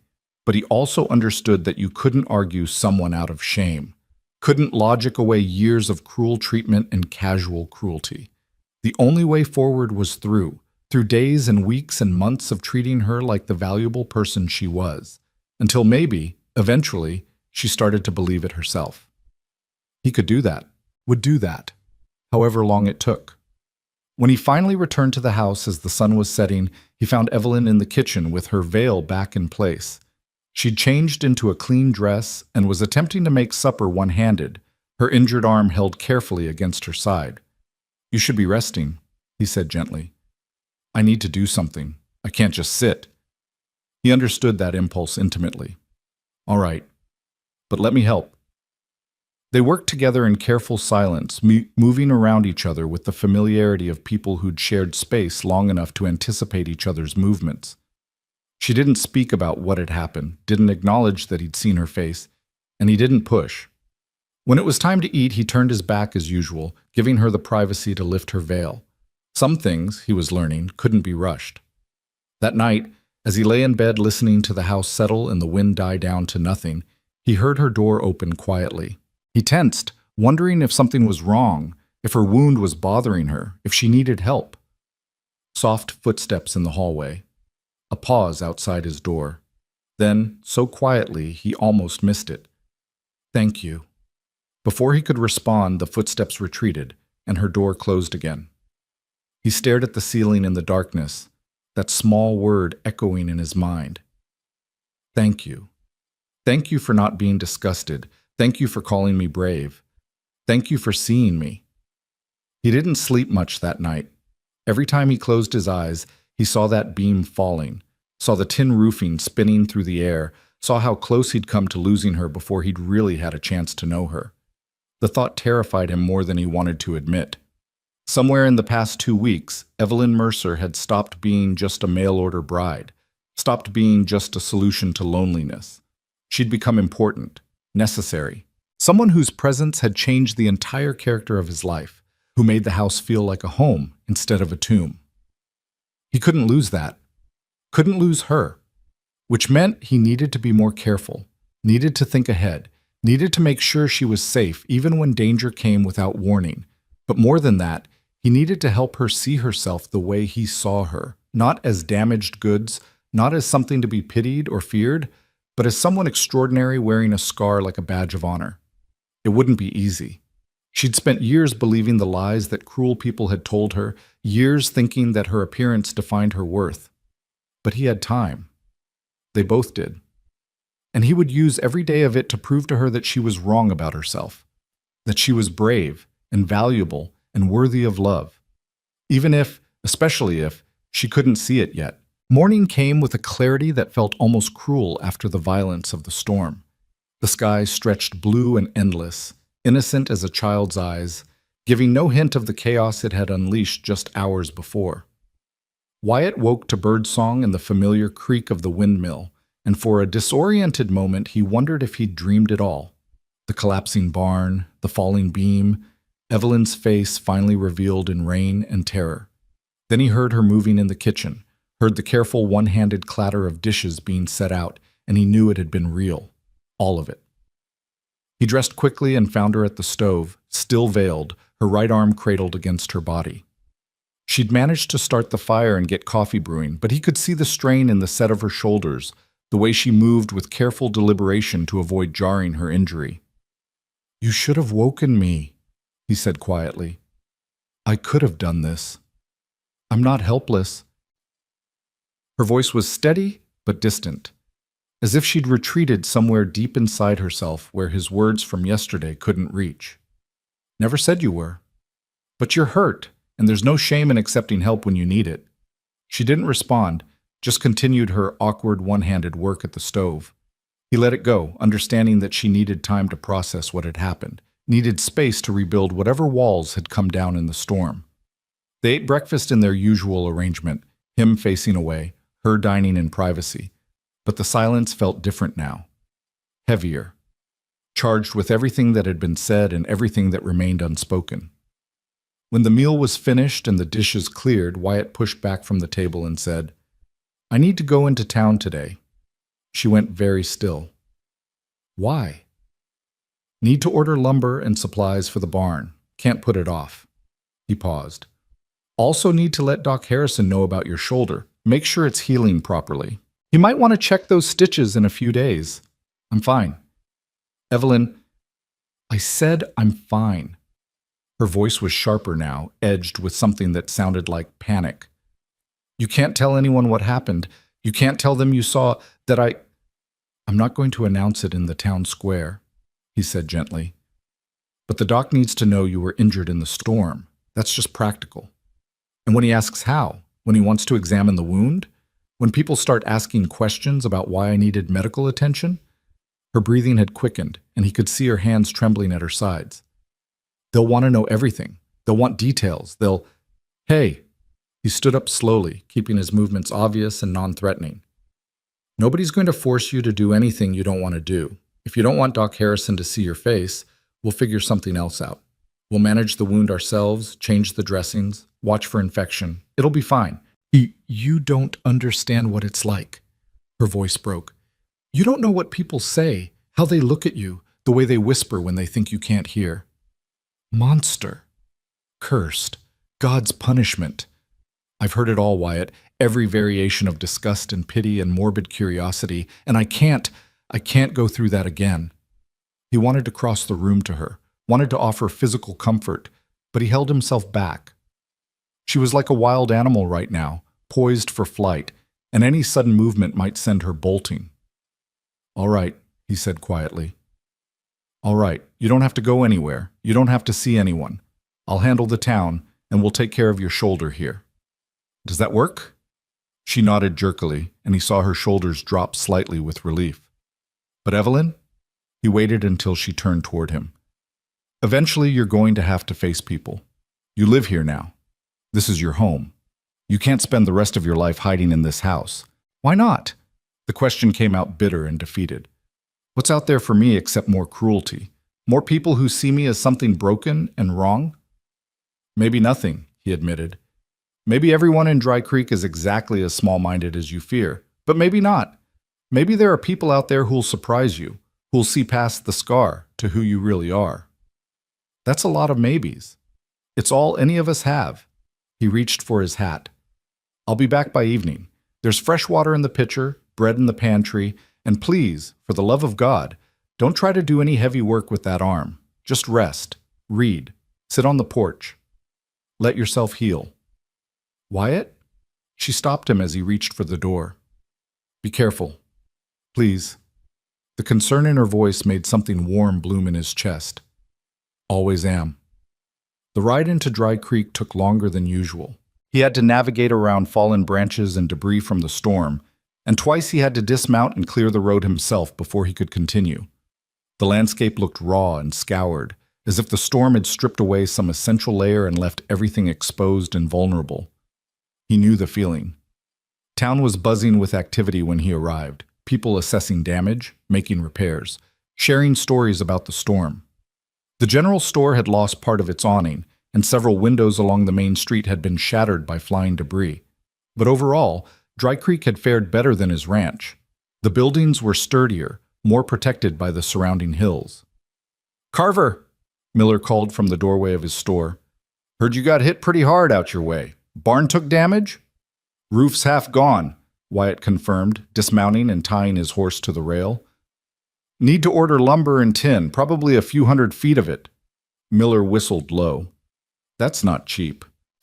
"Can't leave it as is. Animals need shelter, and another storm like that would finish the job." They spent the next 20 minutes going over specifications and prices, with Miller making notes in his ledger. Wyatt tried to focus on the practical matters at hand, but his mind kept drifting back to the ranch, to Evelyn alone in the house with her injured shoulder and her wounded pride. "Your new wife settling in all right?" Miller asked casually, but Wyatt heard the curiosity underneath. "Haven't seen her around since she arrived." "She's settling fine." "Still wearing that veil, I suppose?" Wyatt's jaw tightened. "Don't see how that's anyone's business but hers." "Now don't get prickly, just making conversation." Miller held up his hands in mock surrender. "Though folks are curious, you have to admit, woman shows up covered head to toe, never comes to town, never shows her face, it gets people talking." "Let them talk." Wyatt pulled out his wallet and counted bills onto the counter. "She's my wife, and she's entitled to her privacy. Anyone who has a problem with that can take it up with me directly." Miller's eyebrows rose at the steel in his tone, but he was smart enough to drop the subject. "Lumber should arrive end of next week. I'll send word when it's ready." "Appreciated." Wyatt was heading back to his horse when he heard a familiar voice call his name.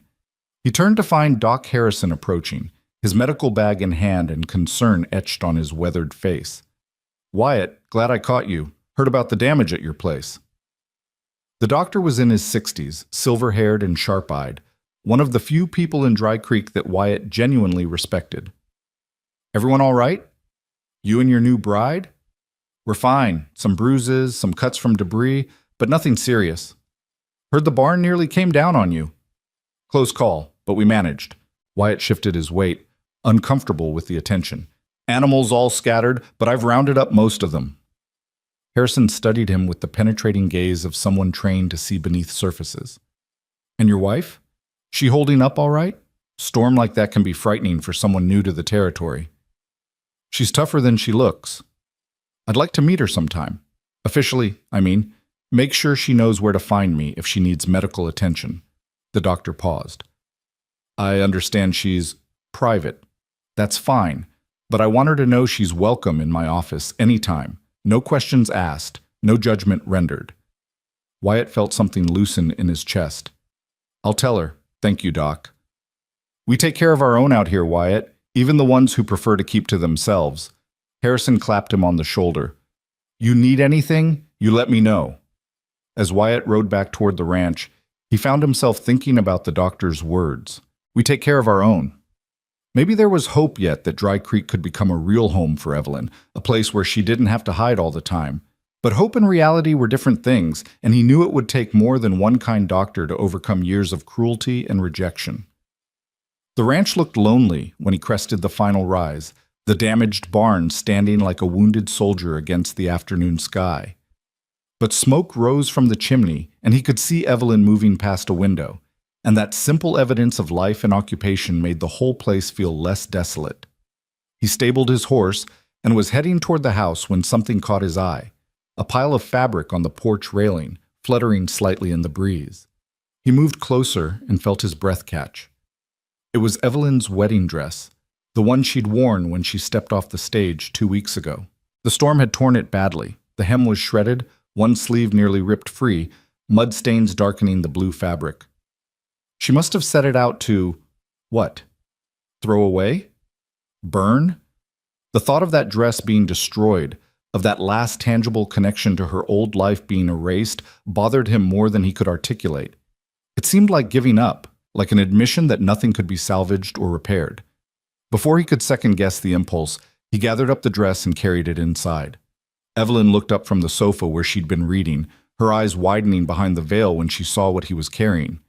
"What are you doing with that?" "Saw it on the porch." He laid it carefully across the table. "Were you planning to throw it away?" "It's ruined. Look at it." She gestured with her good hand. "There's no salvaging that kind of damage." "Maybe not completely, but I could try." The words came out before he'd fully thought them through. She stared at him. A rat. "You want to mend my dress? Why not?"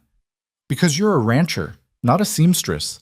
Because it's women's work. Because it's—" She stopped, seeming to realize how absurd her protest sounded.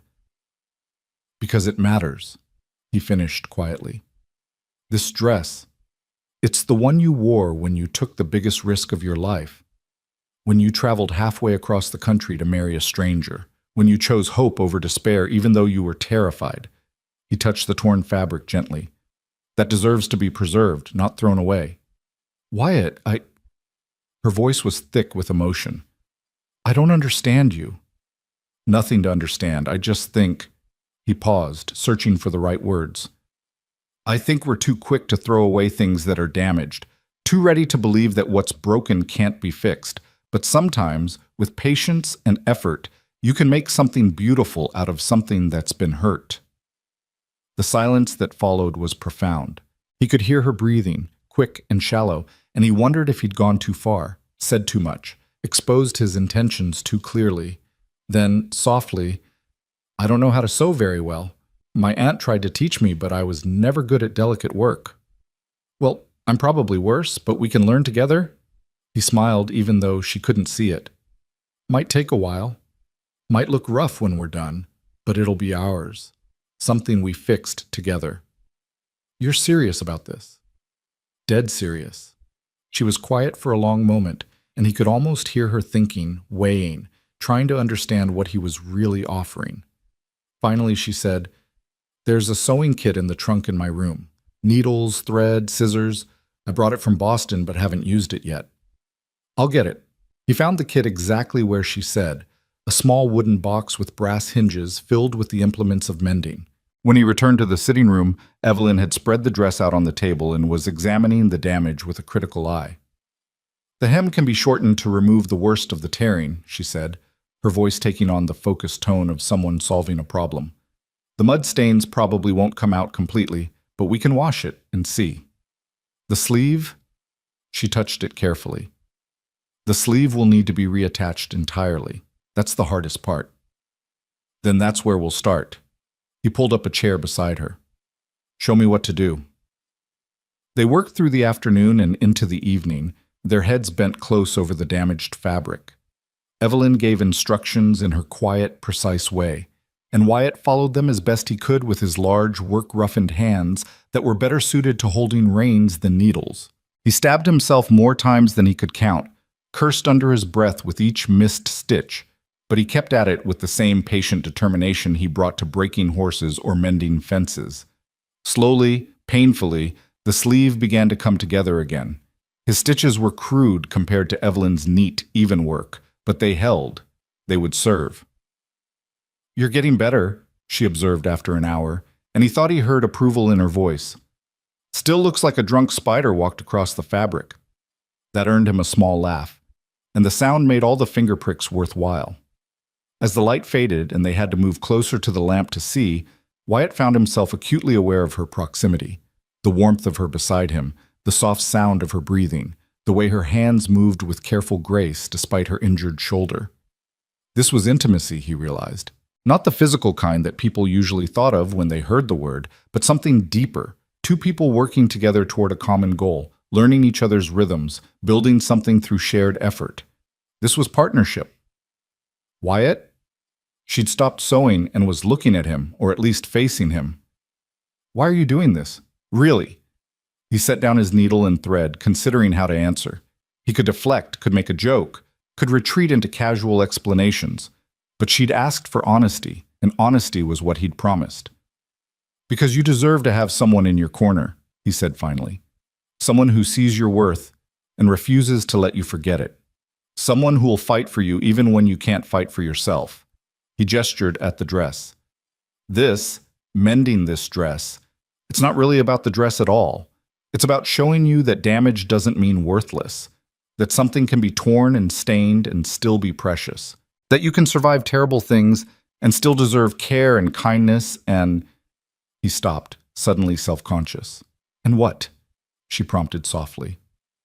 And love, he finished quietly. Even if that's not what we have yet, even if we never get there, you still deserve it. He heard her breath catch, saw her hand still over the fabric. When she spoke, her voice was barely a whisper. No one's ever said anything like that to me before. Then everyone you've known before was blind and stupid.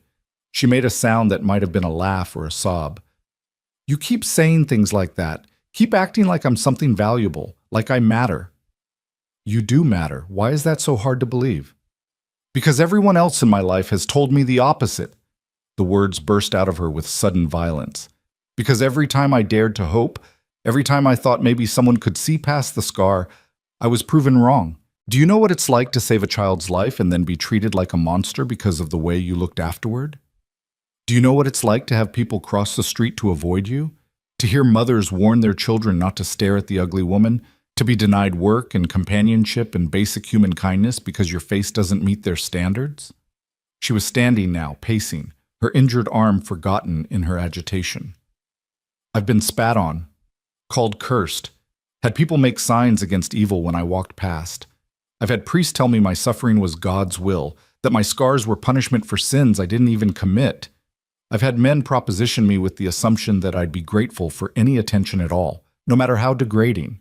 And through it all, I had to smile and pretend it didn't hurt, had to accept it as the price of being different, of being damaged. She turned to face him, and even through the veil, he could feel the intensity of her gaze. So yes, Wyatt Carver, it's hard to believe you when you say I matter, because accepting that means accepting that everyone else was wrong, that I've spent years believing lies about myself, that I've let other people's cruelty define who I am, and if I accept that... Her voice broke. If I accept that, then I have to face how much time I've wasted hating myself for something that wasn't my fault. The raw pain in her words hit him like a physical blow. He stood slowly, keeping his distance but making sure she could see that he was listening, that he heard every word. You're right, he said quietly. Everyone else was wrong, profoundly, cruelly wrong. And yes, you did waste time believing lies. But that's not your fault either. When enough people tell you the same lie often enough, it starts to feel like truth. When the whole world treats you like you're worthless, it's almost impossible not to internalize that. He paused. But here's the thing. You don't have to keep believing it. You can choose right now to start believing something different, to start seeing yourself the way I see you. And how do you see me? The question came out as a challenge. As someone brave enough to run into fire for a stranger, as someone who crossed a continent to start over, as someone who works hard and speaks honestly and cares about gardens and chickens and whether the coffee's strong enough. He took a careful step closer. As someone who deserves every good thing this world has to offer and who I count myself lucky to know. She stood frozen, and he could see her trembling. I don't know how to believe that. Then let me believe it for both of us until you can believe it yourself. The words hung in the air between them, and for a long moment, neither of them moved. Then slowly, Evelyn reached up and touched the veil covering her face. Her fingers lingered there, hesitating, trembling. What if... She stopped, started again. What if I'm never able to believe it? What if I'm too broken to be fixed? Then we'll work on it together, for as long as it takes. He gestured at the dress on the table. Just like this. One stitch at a time, one day at a time. Until slowly, gradually, the damage is repaired and something whole emerges. She lowered her hand from the veil and turned back to the table. When she spoke again, her voice was steadier. We should finish the sleeve before the light gets worse. They returned to their work, and the silence that settled over them now felt different. Not comfortable exactly, but less fraught. As if something had been acknowledged, and if not resolved, at least brought into the light where it could be examined. They worked until late into the night, until Wyatt's eyes burned from staring at tiny stitches and his fingers were cramped from holding the needle. But when they finally set the work aside, the sleeve was reattached, the hem was shortened and restitched, and the dress looked decidedly better than it had that morning. It's not perfect, Evelyn said, running her fingers over the visible repairs. You can see where it was damaged. Maybe that's not a bad thing. Wyatt stretched his sore back. Maybe the repairs are part of the story now. Evidence that something broken can be made whole again, even if the scars still show. She was quiet for a moment, then, "Are we still talking about the dress?" "Maybe, maybe not." He smiled tiredly. "I'm too exhausted to be subtle at this point." "Wyatt?" She gathered up the dress carefully, holding it against her chest. "Thank you. For this. For all of it. You're welcome."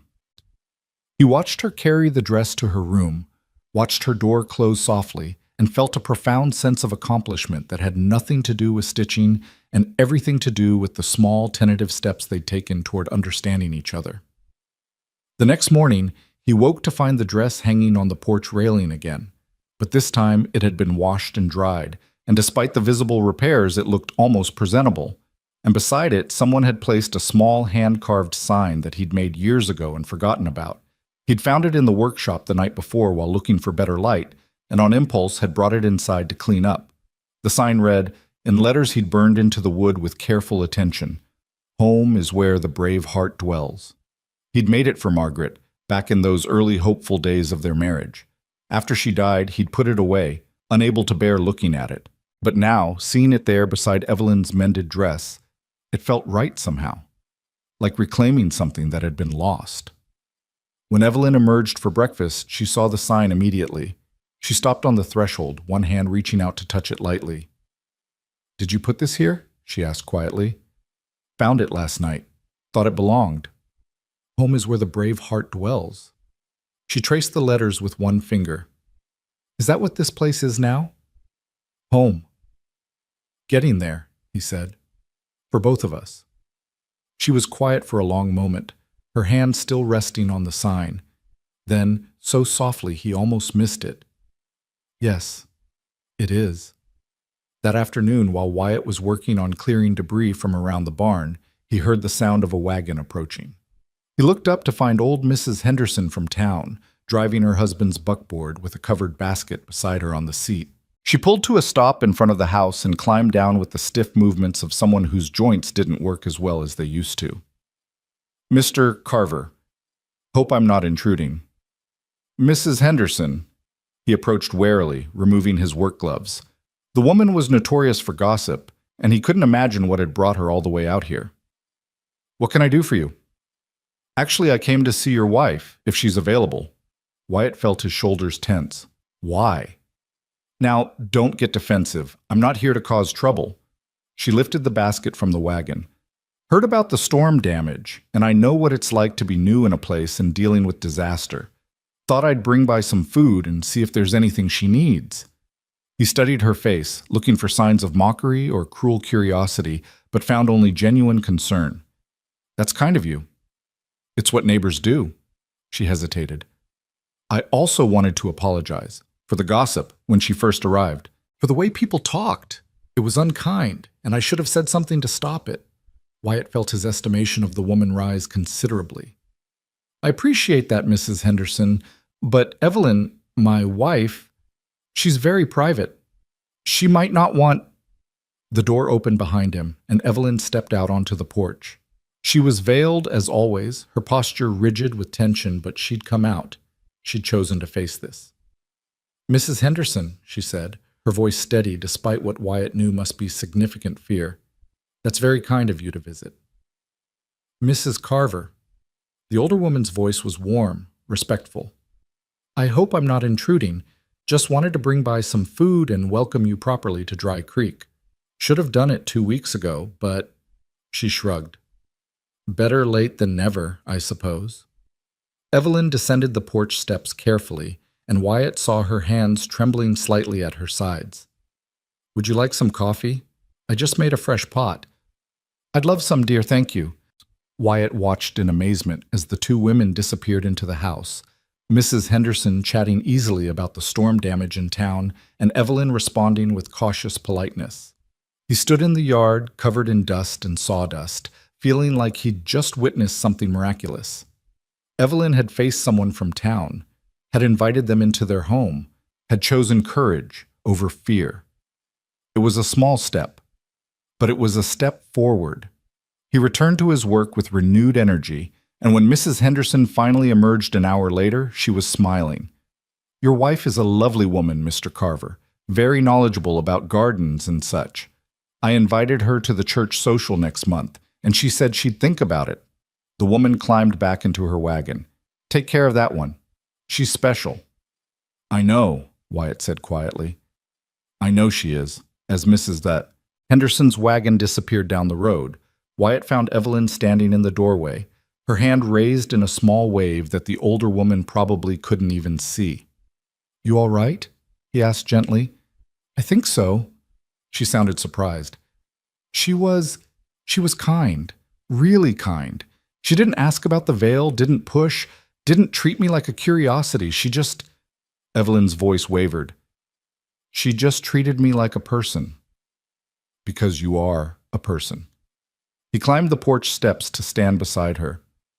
"One who's braver than she gives herself credit for." "I was terrified." "I know, but you did it anyway. That's what brave means." She leaned against the porch rail, and he thought he saw her shoulders shake slightly. "Wyatt, that sign you put up, the one about brave hearts and home?" "Yes?" "I think you should put it on the front of the house, where everyone can see it." He understood what she was really saying, that she was claiming this place, this life, this new beginning, that she was choosing to be brave even when it terrified her. "I'll do that," he said quietly. "First thing tomorrow." That evening, as they worked together on the final repairs to the dress, Wyatt found himself thinking about how far they'd both come in just 2 weeks. From strangers united by loneliness and desperation to something that felt almost like a true partnership. They still had a long way to go. She still wore the veil more often than not, still struggled to believe in her own worth, still carried the wounds that years of cruelty had inflicted. But she was healing.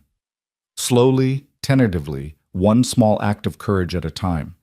And he would be there, for as long as it took, proving through actions instead of words that she was worthy of kindness, of respect, of a home where she could finally stop hiding.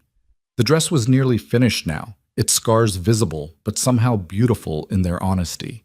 Like Evelyn herself, damaged but whole, broken but mended, carrying evidence of survival that spoke more eloquently than perfection ever could. When they finally set aside their work for the night, Evelyn stood and picked up the dress, holding it at arm's length to examine their handiwork. "It's not what it was," she said softly. "But maybe that's okay. Maybe it's something better now." "I think it is," Wyatt agreed. "I think it's honest, and honest is always better than fancy." She turned to face him, and though he still couldn't see her expression through the veil, he felt the intensity of her gaze. "You meant what you said, didn't you? About damaged things still being precious?" "Every word." "Then maybe—" She hesitated, then continued more firmly. "Maybe tomorrow I'll wear this dress into town, with you, to order supplies for the barn."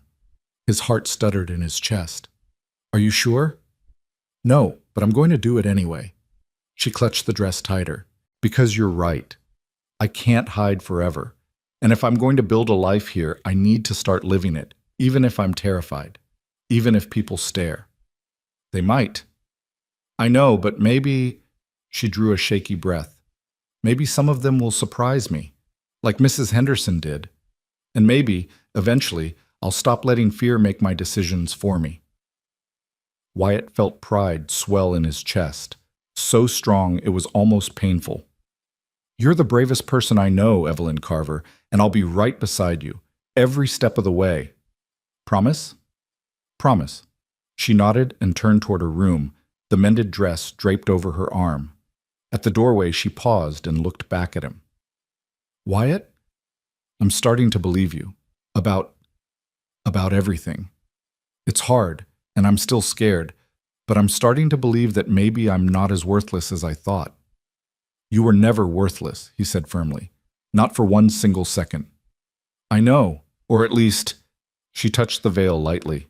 "I'm learning to know. Thank you for teaching me." Long after she'd retired for the night, Wyatt sat alone in the sitting room, staring at nothing and everything, feeling the weight of what tomorrow might bring. Taking Evelyn to town was a risk. People might be cruel, might say things that would set her healing back weeks or months. But it was also necessary, because she was right. She couldn't hide forever.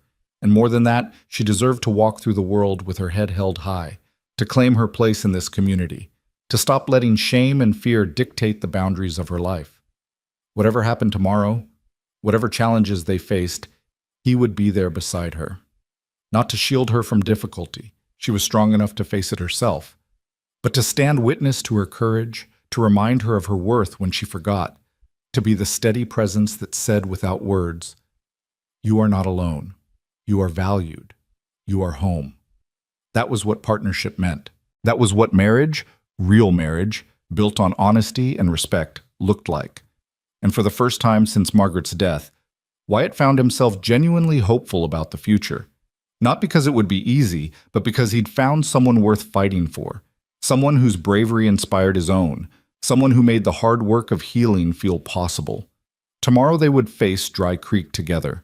Tomorrow, Evelyn would take another step toward claiming her place in the world. And he would be there, standing beside her, proud beyond measure of the woman she was becoming. Morning arrived with the kind of perfect clarity that made promises feel dangerous. Wyatt woke before dawn, his chest tight with anticipation and worry about what the day would bring. He lay in the darkness, listening to the house wake around him, the creak of floorboards in the next room, the soft sound of Evelyn moving about, the whisper of fabric against skin as she dressed. She was awake early, too. Probably hadn't slept much if the quiet restlessness he'd heard through the wall all night was any indication. When he finally rose and made his way to the kitchen, he found her standing by the window in the mended blue dress, her hands clasped so tightly at her waist that her knuckles showed white even through the gloves. The veil was in place, but something about her posture suggested a resolve that hadn't been there before. "Morning," he said quietly, not wanting to startle her. She turned, and he thought he saw her shoulders straighten. "Good morning. I made coffee." "Smells good." He poured himself a cup, giving her space to change her mind if she needed to. "You don't have to do this today, you know. We can wait.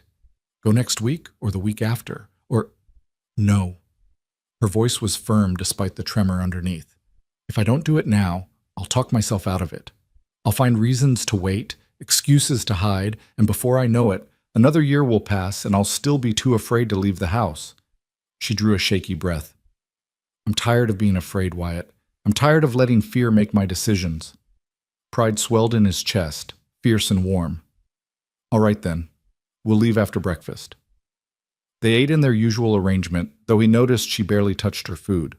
Her nervousness was palpable, filling the room like a living presence, but she didn't back down. When the meal was finished and the dishes cleared, she retrieved her bonnet, the same one she'd worn when she arrived, and tied it carefully over the veil. "How do I look?" she asked, and he heard the vulnerability in the question, like someone brave enough to face down the world. "I don't feel brave. I feel terrified. That's what makes it brave." He reached for his hat. "Courage isn't the absence of fear. It's doing the hard thing even when you're scared to death." She nodded slowly, as if absorbing the words, then moved toward the door. He followed, noting the way her hands trembled as she gripped her reticule, the way her breathing had gone quick and shallow. The ride to town was quiet, the wagon wheels crunching over the dry road while the morning sun climbed higher and hotter. Evelyn sat rigid beside him, her face turned straight ahead, her entire body tense with anticipation of what was to come. Every few minutes, he'd glance at her, trying to gauge her state of mind, ready to turn the wagon around if she asked. She never did. As they crested the final hill and Dry Creek came into view below, its weathered buildings clustered along the main street like tired sentinels, he felt her stiffen beside him.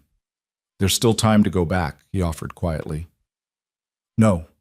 The word came out fierce and determined. "I'm not running anymore." They rolled into town just as the church bells struck 9, and Wyatt was grimly aware of the heads that turned, the conversations that stopped, the way people paused in their morning routines to stare at the wagon and its veiled passenger. He kept his expression neutral, his posture relaxed, but inside, anger simmered at the naked curiosity on display. He pulled the wagon to a stop in front of Miller's General Store and set the brake before climbing down. When he rounded the wagon to help Evelyn descend, he found her frozen on the seat, her eyes, hidden behind the veil, fixed on the small crowd that had gathered. "I can't," she whispered. "Wyatt, I can't do this. There are too many people. They're all staring. Hey." He kept his voice low and calm. "Look at me. Just me. Nobody else matters right now except you and me." Slowly, she turned her veiled face toward him. "You are Evelyn Carver," he said firmly. "You saved a child from a burning building. You crossed a continent to start over. You ran into a collapsing barn to save animals that weren't even yours. You're brave and strong and worthy of respect, and anyone who can't see that isn't worth your time." He extended his hand. "Now come down here and show this town what real courage looks like." For a long, breathless moment, she didn't move. Then slowly, she reached out and placed her gloved hand in his. Her fingers were trembling badly, but she didn't pull away. Instead, she let him help her down from the wagon, let him steady her when her legs nearly buckled, let him offer his arm as support. "Together?" she asked, her voice barely audible. "Together," he confirmed. They walked toward the store entrance, and Wyatt was acutely aware of every whisper, every pointed stare, every cruel word spoken just loud enough to be overheard. "Still hiding her face, I see. Must be truly awful under there. Poor Carver, married to a woman he can't even look at." He felt Evelyn flinch with each comment, felt her grip on his arm tighten until her fingers dug into his flesh through the fabric of his shirt. But she kept walking, kept her head up, kept putting one foot in front of the other despite the cruelty surrounding them. The store was blessedly empty when they entered, just Miller behind the counter and his wife arranging canned goods on the shelves. Both looked up at their entrance, and Wyatt saw the curiosity flash across their faces before they schooled their expressions into something more neutral. "Mr. Carver, Mrs. Carver." Miller nodded to each of them. "How can I help you folks today?" "Need to pick up some supplies," Wyatt said, keeping his tone casual. "Flour, sugar, coffee, the usual staples, plus some fabric if you have it. Evelyn wants to make new curtains for the house." It was a lie, but it gave her something to do, a reason to move around the store and occupy herself while he handled the main transaction. She seemed to understand because she moved toward the fabric display with careful steps, her hand trailing along the counter as if she needed its support. Mrs. Miller, to her credit, followed without commentary. "We just got some lovely calico in from Denver, and there's a nice muslin that would work well for curtains, lets in light, but gives you privacy." Wyatt watched out of the corner of his eye as the two women examined fabrics, Mrs. Miller making suggestions and Evelyn responding with quiet politeness. It was painfully ordinary, almost aggressively normal, and he felt grateful for the woman's tact. He was in the middle of settling his account with Miller when the door opened and a group of women entered. Mrs. Henderson, along with two others he recognized from church. They stopped short when they saw Evelyn, and for a moment, tension crackled through the air. Then Mrs. Henderson moved forward with a warm smile. "Mrs. Carver, how lovely to see you again. How are you feeling after the storm?" Evelyn turned slowly, and Wyatt could see her entire body trembling. I'm well, thank you. And you?" "Oh, we're all fine. Lost some shingles, but nothing serious." The older woman gestured to her companions. "I don't think you've met Mrs. Patterson and Mrs. Chen. Ladies, this is Evelyn Carver, Wyatt's new bride." The women exchanged pleasantries, and Wyatt marveled at Mrs. Henderson's ability to create normalcy through sheer force of will. She chattered about the weather, about garden plans, about the upcoming church social, treating Evelyn like any other woman in town rather than a curiosity to be gawked at.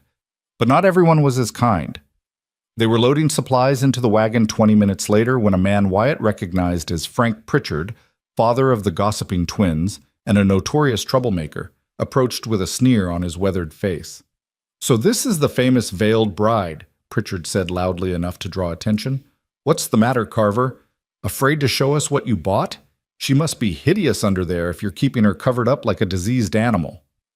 Wyatt felt rage flood through him, hot and immediate. He took a step toward Pritchard, his hands clenching into fists, but Evelyn's voice stopped him. "Mr. Pritchard, is it?" She'd turned to face the man, her posture straight despite the trembling Wyatt could see in her hands. "You're quite right that I keep my face covered. Would you like to know why?"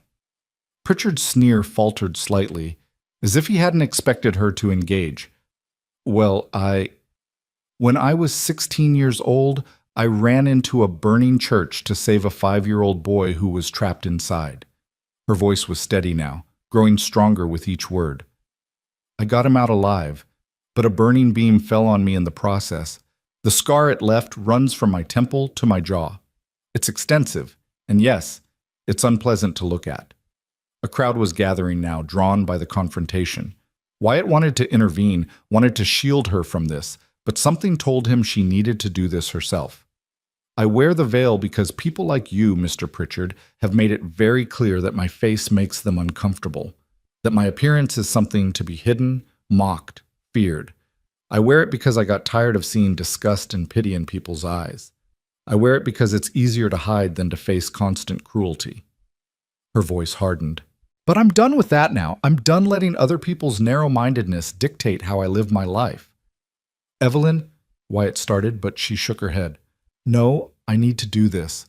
She turned to address the growing crowd. You want to see what's under the veil? You want to satisfy your curiosity? Fine. But understand this. What you see doesn't define who I am. I am not my scar any more than you are your face or your name or your reputation. I am my actions, my choices, my character. And if you can't see past physical appearance to recognize that, then the failing is yours, not mine. With trembling hands, she reached up and began removing the pins that held the veil in place. Wyatt's heart hammered in his chest. He wanted to stop her, wanted to spare her this exposure, but he also understood that this was her choice to make, her moment to claim. The veil fell away. Sunlight struck her face fully for the first time since the storm, illuminating the scar in harsh detail. The puckered skin, the pulled tissue, the permanent reminder of fire and pain and sacrifice. But it also illuminated the rest of her, the delicate bone structure, the dark eyes blazing with defiance and fear and courage, the determined set of her jaw. The crowd went silent. Wyatt heard someone gasp, heard whispers starting, saw people's faces register shock, pity, curiosity, disgust, all the reactions Evelyn had learned to expect and had armored herself against. But then something unexpected happened. Old Mrs. Patterson stepped forward, her weathered face thoughtful. You saved a child, she said quietly. You have a hero's scar. Evelyn faltered, clearly not expecting validation. My grandson was burned in an accident 5 years ago, Mrs. Patterson continued. His face bears scars not unlike yours. People stare at him, call him names, treat him like he's less than human. It breaks my heart. She reached out and gently touched Evelyn's arm. But if he grows up to be half as brave as you, brave enough to save a life, brave enough to start over, brave enough to stand here and face us all despite knowing how cruel we can be, then I'll count myself blessed. Mrs. Chen stepped forward next, her expression gentle. I came to this country 20 years ago. Couldn't speak English, didn't know anyone, looked different from everyone else. People called me terrible names, treated me like I was stupid or dangerous just because of how I looked. She smiled sadly. I understand what it's like to be judged by appearance rather than character. And I'm ashamed that this town made you feel you had to hide. More voices joined in, people pressing forward with stories of their own struggles, their own scars. Some visible, some not. The hostility that had filled the air began to dissipate, replaced by something that felt almost like understanding, but not everyone was moved. That's all very touching, Pritchard sneered, though his bravado seemed shakier now. But it doesn't change the fact that she's brave? Wyatt cut him off, his voice hard as iron. Strong? Worthy of respect? You're right. It doesn't change those facts. What it does change is whether we're the kind of community that values courage and character or the kind that judges people by superficial appearances. He moved to stand beside Evelyn, his shoulder touching hers in silent support. My wife is the finest person I've ever known. And if you can't see that, Frank, then you're a damn fool. Pritchard's face flushed with anger, but before he could respond, Mrs. Henderson stepped between them. I think that's quite enough excitement for one morning, she said firmly, her voice carrying the authority of someone who'd been a pillar of the community for 40 years. Frank, You should go home and think about whether your words today reflected well on your character. The rest of you, she turned to address the crowd, have work to do, I'm sure. Let's leave the Carvers in peace. The crowd began to disperse, some reluctantly, some with backward glances at Evelyn's exposed face. But they went, and within minutes, the street had returned to its normal midday quiet. Evelyn stood trembling in the sunlight, her face bare for the first time in years, tears streaming down her cheeks. I did it, she whispered. I actually did it. You did. Wyatt wanted desperately to embrace her but held back, unsure if touch would be welcome right now. You were magnificent. I was terrified. I know, but you stood your ground anyway. You claimed your right to exist without shame. That's... He shook his head, struggling to find adequate words. That's extraordinary, Evelyn. Mrs. Henderson approached them, her expression warm with approval. Mrs. Carver, that took tremendous courage. I hope you'll still consider coming to the church social next month. I think you'd find people more welcoming than you might expect. She paused. And if anyone gives you trouble, they'll answer to me. Thank you, Evelyn managed, her voice thick with emotion. Thank you so much. After Mrs. Henderson left, they finished loading the wagon in silence. Evelyn kept her face uncovered, though Wyatt noticed the way she flinched every time someone walked past. But she didn't hide, didn't retreat, just kept moving forward with that determined courage that left him in awe. They were about to climb into the wagon when a young woman approached hesitantly, a boy of perhaps 6 or 7 at her side. The child bore extensive burn scars on his left arm and neck, and he stared at Evelyn with wide, wondering eyes. Mrs. Carver? The woman's voice was soft, nervous. I'm Sarah Patterson. This is my son, James. He's Mrs. Patterson's grandson, the one she mentioned earlier. Evelyn turned to face them, and Wyatt saw her expression soften. Hello, James. The boy continued staring, then blurted out, You have scars like me. I do, Evelyn confirmed gently. Do people call you names? Sometimes, yes. Me too. The boy's face scrunched up with the effort of articulating something difficult. They call me monster. Say I'm ugly. Say God punished me for being bad. Evelyn knelt down, heedless of the dust, bringing herself to the boy's eye level. James, I want you to listen to me very carefully. Are you listening? He nodded solemnly. Those people are wrong. Scars don't make you a monster or ugly or bad. Scars are just proof that you survived something difficult. They're evidence of your strength, not your weakness. She touched her own face lightly. I got my scar saving someone's life. You know what that makes me? What? A hero. And you know what your scar makes you? The boy shook his head. A survivor. Someone brave enough to keep going even when things are hard. Someone strong enough to face the world even when people are cruel. She smiled, and Wyatt saw how it transformed her face, scar and all, into something luminous. Don't ever let anyone make you feel ashamed of your scars, James. Wear them proudly, because they're part of your story, part of what makes you uniquely, wonderfully you. The boy's eyes filled with tears. Really? Really. She reached out and gently squeezed his unburned hand. And the next time someone says something mean, you remember that their words say more about them than they do about you. You are brave and strong and perfect exactly as you are. James threw his arms around Evelyn's neck in an impulsive hug, and Wyatt saw her stiffen in surprise before slowly, carefully returning the embrace. When the boy finally pulled back, he was smiling through his tears. Thank you, he whispered. Thank you, his mother echoed, her own eyes wet. You have no idea how much he needed to hear that, how much we both did. She took James's hand.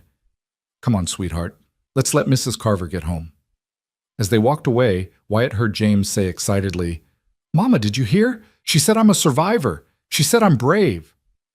I heard, baby, and she's absolutely right. Evelyn remained kneeling in the dust for a long moment, her shoulders shaking with silent sobs. When she finally stood, Wyatt was there, offering his arm for support. You all right? He asked quietly. Yes. No, I don't know. She wiped at her tears with trembling fingers. That boy, the way he looked at me, not with fear or disgust, but with recognition, understanding, like I was someone who finally saw him the way he needed to be seen. You did see him, and you gave him something precious, permission to stop being ashamed. Wyatt helped her into the wagon. You gave him hope. The ride home was quiet, but it was a different kind of silence than the tense anticipation of the morning. Evelyn sat with her face still uncovered, turned toward the sun as if absorbing its warmth after years in shadow. Occasionally he'd glance at her and find her touching her scar lightly, as if getting reacquainted with it after hiding it for so long. When the ranch came into view, she spoke for the first time since leaving town. I thought it would feel different. What would? Showing my face, standing up for myself. I thought it would feel triumphant, like some great victory. She was quiet for a moment. But mostly I just feel exhausted and scared and uncertain whether I did the right thing. You did, he said firmly.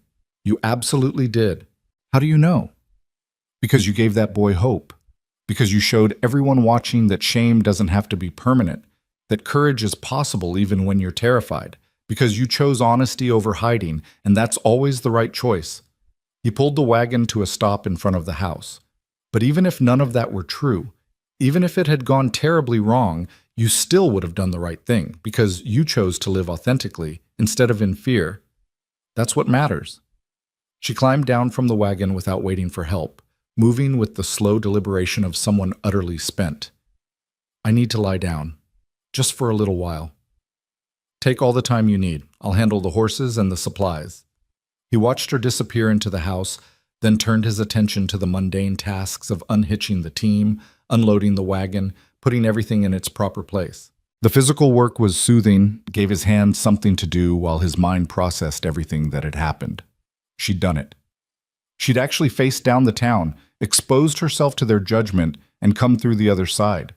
Not unscathed, he'd seen the way the cruel words had landed, seen the trembling and the tears, but intact. Still standing, still fighting. He was in the barn, putting away tack, when he heard the sound of a wagon approaching. He tensed, wondering who would be visiting, hoping it wasn't trouble in the wake of this morning's confrontation. But when he emerged into the sunlight, he found not one wagon, but three. Mrs. Henderson's buckboard, the Patterson wagon, and another he didn't recognize. And in those wagons were women from town, their arms loaded with covered dishes and baskets. Mrs. Henderson climbed down first, her expression warm but cautious. Mr. Carver, we hope we're not intruding. We just thought after this morning, well, we wanted to show our support. Your support? He was having trouble processing what he was seeing. Mrs. Patterson descended next, young James clinging to her skirts. Your wife did something remarkable today, something that needed doing. We want her to know that not everyone in Dry Creek is as narrow-minded as Frank Pritchard. Mrs. Chen joined them, along with several other women Wyatt recognized from church and the general store. We brought food, she explained, and flowers from our gardens, and, she gestured to one of the younger women, Mary Chen brought fabric for curtains, as a welcome gift. Wyatt felt his throat tighten with emotion. That's incredibly kind. But Evelyn is resting, and I don't know if she's up for— We don't need to see her, Mrs. Henderson interrupted gently. We just want to leave these things so she knows that she has friends here, that she's not alone. She paused. And if she wants to talk or needs help with anything, or just needs someone to sit with her, we're available. All of us. The women began unloading their offerings, and Wyatt stood aside, overwhelmed by the generosity on display. They worked quickly and efficiently, carrying covered dishes to the kitchen, arranging flowers in jars and bowls, leaving fabric and thread and small gifts of welcome throughout the house. They were nearly finished when Evelyn appeared in the doorway, her face still bare, her eyes wide with confusion and wonder. What's happening? The women turned as one, and for a moment nobody spoke. Then Mrs. Henderson stepped forward. We're welcoming you properly, dear, the way we should have from the beginning. She gestured to the laden table, the flowers brightening every surface, the small mountain of gifts. We want you to know that you have a place here, that you're valued, that what you did today, the courage you showed, matters to us. Evelyn's eyes filled with tears. I don't understand. Why would you do this? Because you reminded us what real bravery looks like, Mrs. Patterson said quietly. Because you gave my grandson hope when he had none. Because you stood up and claimed your right to exist without shame, and that's something worth celebrating. Because you're one of us now, Mrs. Chen added, and we take care of our own. The tears spilled over, and Evelyn made no attempt to hide them. She moved from woman to woman, accepting embraces and kind words, overwhelmed by the outpouring of support. Wyatt watched from the doorway, his own eyes burning, amazed by the transformation that had occurred in the space of a single morning. After the women left, with promises to visit again, with invitations to church socials and quilting circles and garden clubs, Evelyn stood in the middle of the sitting room, turning slowly to take in all the evidence of acceptance surrounding her. I can't believe this is real, she whispered. I keep thinking I'll wake up and it will all have been a dream. It's real. Wyatt moved to stand beside her. You earned this, Evelyn. Through your courage, your honesty, your refusal to let shame define you. This is what you deserve. She turned to face him, and for the first time he saw her expression without any barrier between them. The joy and fear and hope and vulnerability all laid bare. I couldn't have done it without you, without knowing you believed in me, that you saw something in me worth valuing. If you hadn't... She stopped, her voice breaking. If you hadn't shown me what kindness looked like, I never would have found the courage to stop hiding. You had that courage all along. You just needed someone to remind you it was there. No. She shook her head firmly. You gave me more than reminders. You gave me safety. You gave me space to heal. You gave me patience when I was difficult, understanding when I was afraid, and respect when I thought I deserved none. She took a shaky breath. You saw me, Wyatt. Really saw me. Not the scar, not the shame, but the person underneath. And that changed everything. He wanted to tell her that seeing her had been easy, that recognizing her worth had required no effort at all, but the words seemed inadequate to the moment, insufficient to express the depth of what he felt. So instead, he did something he'd been wanting to do for weeks. He reached out, slowly and obviously, giving her every opportunity to pull away, and gently cupped her scarred cheek in his palm. She froze, her breath catching, her eyes going wide with shock, but she didn't retreat. This scar, he said quietly, his thumb brushing over the puckered tissue, is proof that you're the kind of person who runs toward danger instead of away from it, the kind of person who values other lives above your own comfort, the kind of person who survives fire and cruelty and keeps going anyway. He held her gaze. It's beautiful, Evelyn. Not despite being a scar, but because of what it represents. Courage, sacrifice, survival, all the things that make you extraordinary. Wyatt, her voice was barely a breath, I know we started this marriage as a convenience, two lonely people looking for companionship, but somewhere along the way it became something more. At least for me. He drew a shaky breath, making himself vulnerable in ways he hadn't since Margaret died. I love you, Evelyn Carver. I love your bravery and your honesty and your stubborn refusal to give up. I love the way you care for the garden and the chickens and that damn rooster who pecks at everyone except you. I love your quick mind and your gentle hands and your determination to build something better out of broken pieces. He paused. I love you, scars and all. Maybe especially the scars, because they're part of your story, part of what makes you who you are. The tears came in earnest now, streaming down her face unchecked. I don't know how to believe you. Part of me still thinks this is too good to be true, that any moment you'll realize what a mistake you've made. No mistake, he interrupted firmly. Best decision I ever made was sending for a mail-order bride. Best gift I ever received was you stepping off that stage. He smiled. Even if you did try to hide your face for 2 weeks. That earned him a wet laugh, and he counted it as a victory.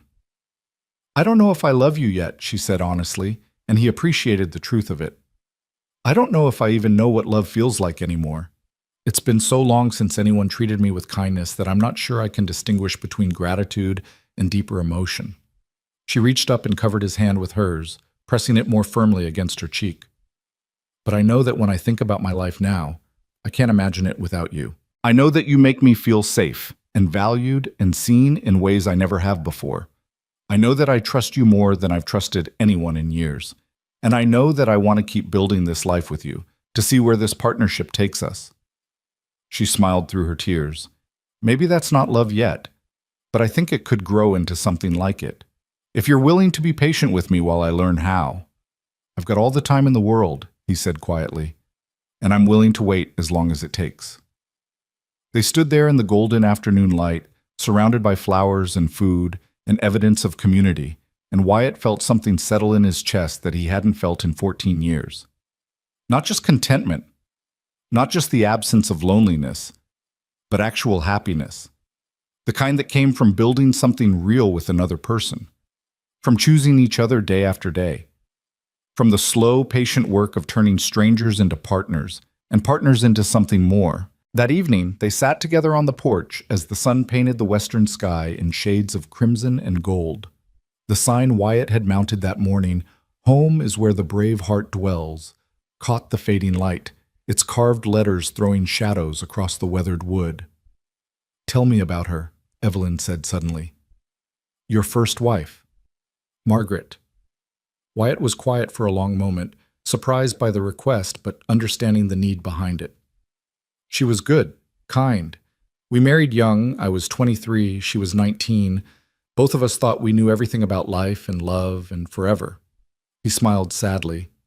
"We knew nothing, of course, but we learned together." "Did you love her?" "Yes. Not the way poets write about, maybe. Not some grand passion that consumed everything in its path, but steady, comfortable.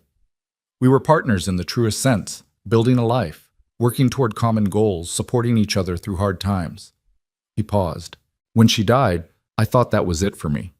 Thought I'd used up my one chance at companionship and would spend the rest of my days alone." "What changed?" "I got tired of talking to ghosts, tired of living in the past, tired of letting grief make my decisions." He glanced at her. "And I realized that love isn't a finite resource. That giving my heart to Margaret didn't mean I had nothing left to offer someone else. It just meant I'd learned what mattered: honesty, respect, shared effort. All the things that make a partnership work." "Do you still love her?" "I still remember her fondly, still honor what we had. But I'm not in love with her anymore. That ended when she did." He reached over and took Evelyn's hand, a gesture that felt natural now, right. The heart has room for multiple loves, if you let it. What I felt for Margaret doesn't diminish what I'm beginning to feel for you. They're different things, separate but equally valid. She squeezed his hand. "Thank you for telling me, for not pretending she didn't exist or that she didn't matter." "She did matter, just like your past matters, like the aunt who raised you matters, like every experience that made you who you are matters." He lifted her hand and pressed a kiss to her knuckles, a gesture of respect more than romance. "We're all the sum of our histories. The question is whether we let those histories trap us or whether we use them as foundations to build something new." "I want to build something new," she said quietly, "with you, starting now." "Then that's what we'll do." The weeks that followed brought gradual change, the kind that happened so slowly you didn't notice it until you looked back and realized how far you'd traveled. Evelyn began going into town regularly, sometimes with Wyatt and sometimes on her own. She attended the church social and discovered she had a talent for organizing committees. She joined the garden club and shared her knowledge of planting and cultivation. She visited young James Patterson regularly, and other scarred or different children began gravitating toward her, drawn by her acceptance and understanding. She still wore the veil occasionally, on days when the weight of being visible felt too heavy. But more often, she went barefaced, her scar catching the light, her chin held high despite the occasional stare or whispered comment. She was learning, slowly, to define herself by her actions rather than others' reactions. The barn was repaired with help from neighbors who showed up one Saturday morning with tools and lumber and good humor. They worked through the day, men and women both, and when the new roof was finally in place, they gathered for a dinner on the carver's porch, a celebration of community and second chances. The garden flourished under Evelyn's care, producing more vegetables than two people could consume. She began preserving the surplus, filling the root cellar with jars of pickles and preserves and canned goods that would carry them through the winter. She baked bread and shared it with neighbors. She tended the chickens with gentle hands and somehow convinced even the cantankerous general to tolerate her presence. She filled the journal Wyatt had given her with notes about plantings and weather and recipes, but also with observations about life and healing and the slow work of learning to see herself differently. He'd found it open one day, an accident he hadn't meant to pry, and glimpsed a single line that had made his chest tight. Today I looked in the mirror and saw a woman instead of a wound. Small victory, but mine. 3 months after that first trip to town, Evelyn stood in a field of wildflowers with Wyatt beside her, both of them dressed in their best clothes.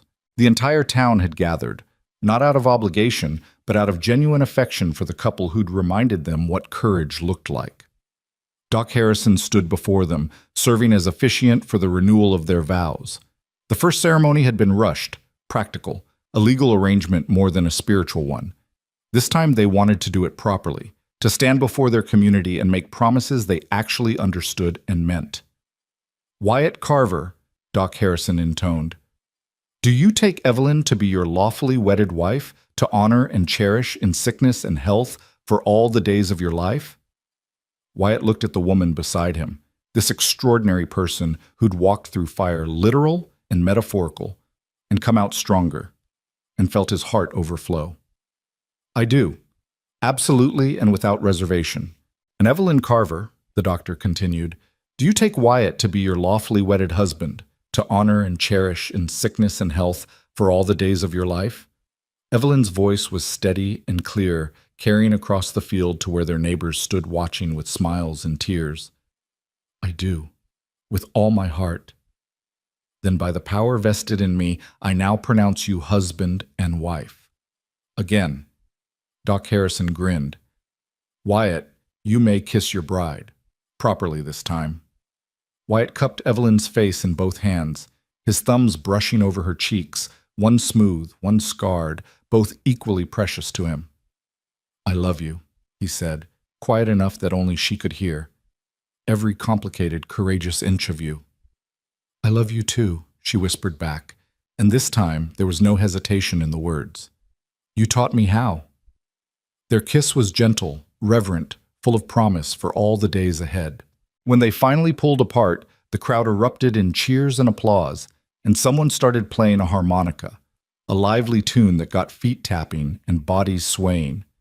The celebration lasted until sunset, with food and music and dancing and the kind of joy that comes from witnessing something beautiful being born from pain. Young James Patterson gave them a drawing he'd made, 2 stick figures holding hands under a smiling sun, with Mr. and Mrs. Brave written in careful block letters underneath. Mrs. Henderson brought her famous apple pie. The Chen family performed a traditional blessing. Even Frank Pritchard made an appearance, though he stayed at the edges and left early without causing trouble. As the light faded and the stars began appearing in the vast New Mexico sky, Wyatt and Evelyn stood together, watching their neighbors pack up and depart, calling out thanks and goodbyes and promises to visit soon. "We did it," Evelyn said softly, leaning against his shoulder. "We actually built something real." "We did." He wrapped his arm around her waist, pulling her close. "Together." "Together," she agreed, and the word felt like a vow all its own. They walked back to the house hand in hand, past the garden bursting with life, past the repaired barn standing solid against the night, past the sign that declared this place a home for brave hearts. Inside, the rooms they'd filled with careful work and patient effort waited. Not perfect, but honest. Not fancy, but real. Everything they'd promised each other from the beginning. In the years that followed, their story became part of Dry Creek's collective memory, the tale of the veiled bride and the patient rancher who taught each other what love really meant. People would point to their ranch when talking about second chances, about the courage it takes to start over, about how broken things can be mended if you're willing to do the work. Evelyn never forgot the shame and fear of those early days, but she learned to carry them differently, not as burdens that defined her, but as reminders of how far she'd traveled. She continued working with scarred and different children, showing them through example that their worth wasn't determined by appearance, that courage was always possible, that they deserved love and respect exactly as they were. Wyatt watched her grow into her strength, watched her claim space in the world with increasing confidence, and felt grateful every single day for the impulse that had led him to send for a mail-order bride. He'd been looking for someone to fill the emptiness in his house, and instead, he'd found someone who'd filled the emptiness in his heart. They built a life together in that harsh, beautiful land. Not perfect, never perfect, but honest and real, and full of the kind of love that grows from choosing each other every day. They faced difficulties and setbacks, good years and hard ones, but they faced them together, as partners, as best friends, as two people who'd learned that true beauty had nothing to do with appearances and everything to do with character. And on quiet evenings, when the work was done and the world had gone soft and gentle in the fading light, they would sit together on their porch and watch the stars emerge one by one above the valley. Sometimes they talked, sharing their days and their dreams. Sometimes they sat in comfortable silence, just being together. But always, Wyatt would reach for her hand, and Evelyn would take it without hesitation, their fingers intertwining in a gesture that had become as natural as breathing. And in those moments, they both understood the truth they'd learned together through trial and patience and stubborn determination. That beauty fades in dust and sun, but love built on honesty endures forever. That damage doesn't mean worthless. That courage isn't the absence of fear, but the choice to keep going despite it. And that sometimes the best things in life come not from perfection, but from the brave and messy work of healing together. The dress still hung in their closet, mended, imperfect, with visible scars that told the story of survival and renewal. Evelyn wore it on special occasions, proud now of its imperfections, grateful for what they represented. She'd whispered once, in the darkness after the veil had finally come off for good, "I'm not pretty." And Wyatt had replied, his voice full of absolute certainty, "You're better than pretty. You're real. You're brave. You're mine. And that's everything I'll ever need." She believed him now. Finally, completely, she believed him. And that belief, that fundamental shift in how she saw herself, was the truest measure of the distance they'd traveled together. From strangers united by loneliness to partners bound by choice. From hiding to claiming space. From shame to pride. From merely surviving to truly living. Together, they'd built a home where brave hearts dwelled. And together, they would keep building it, day by patient day, for all the years that remained to them. It was enough. More than enough. It was everything.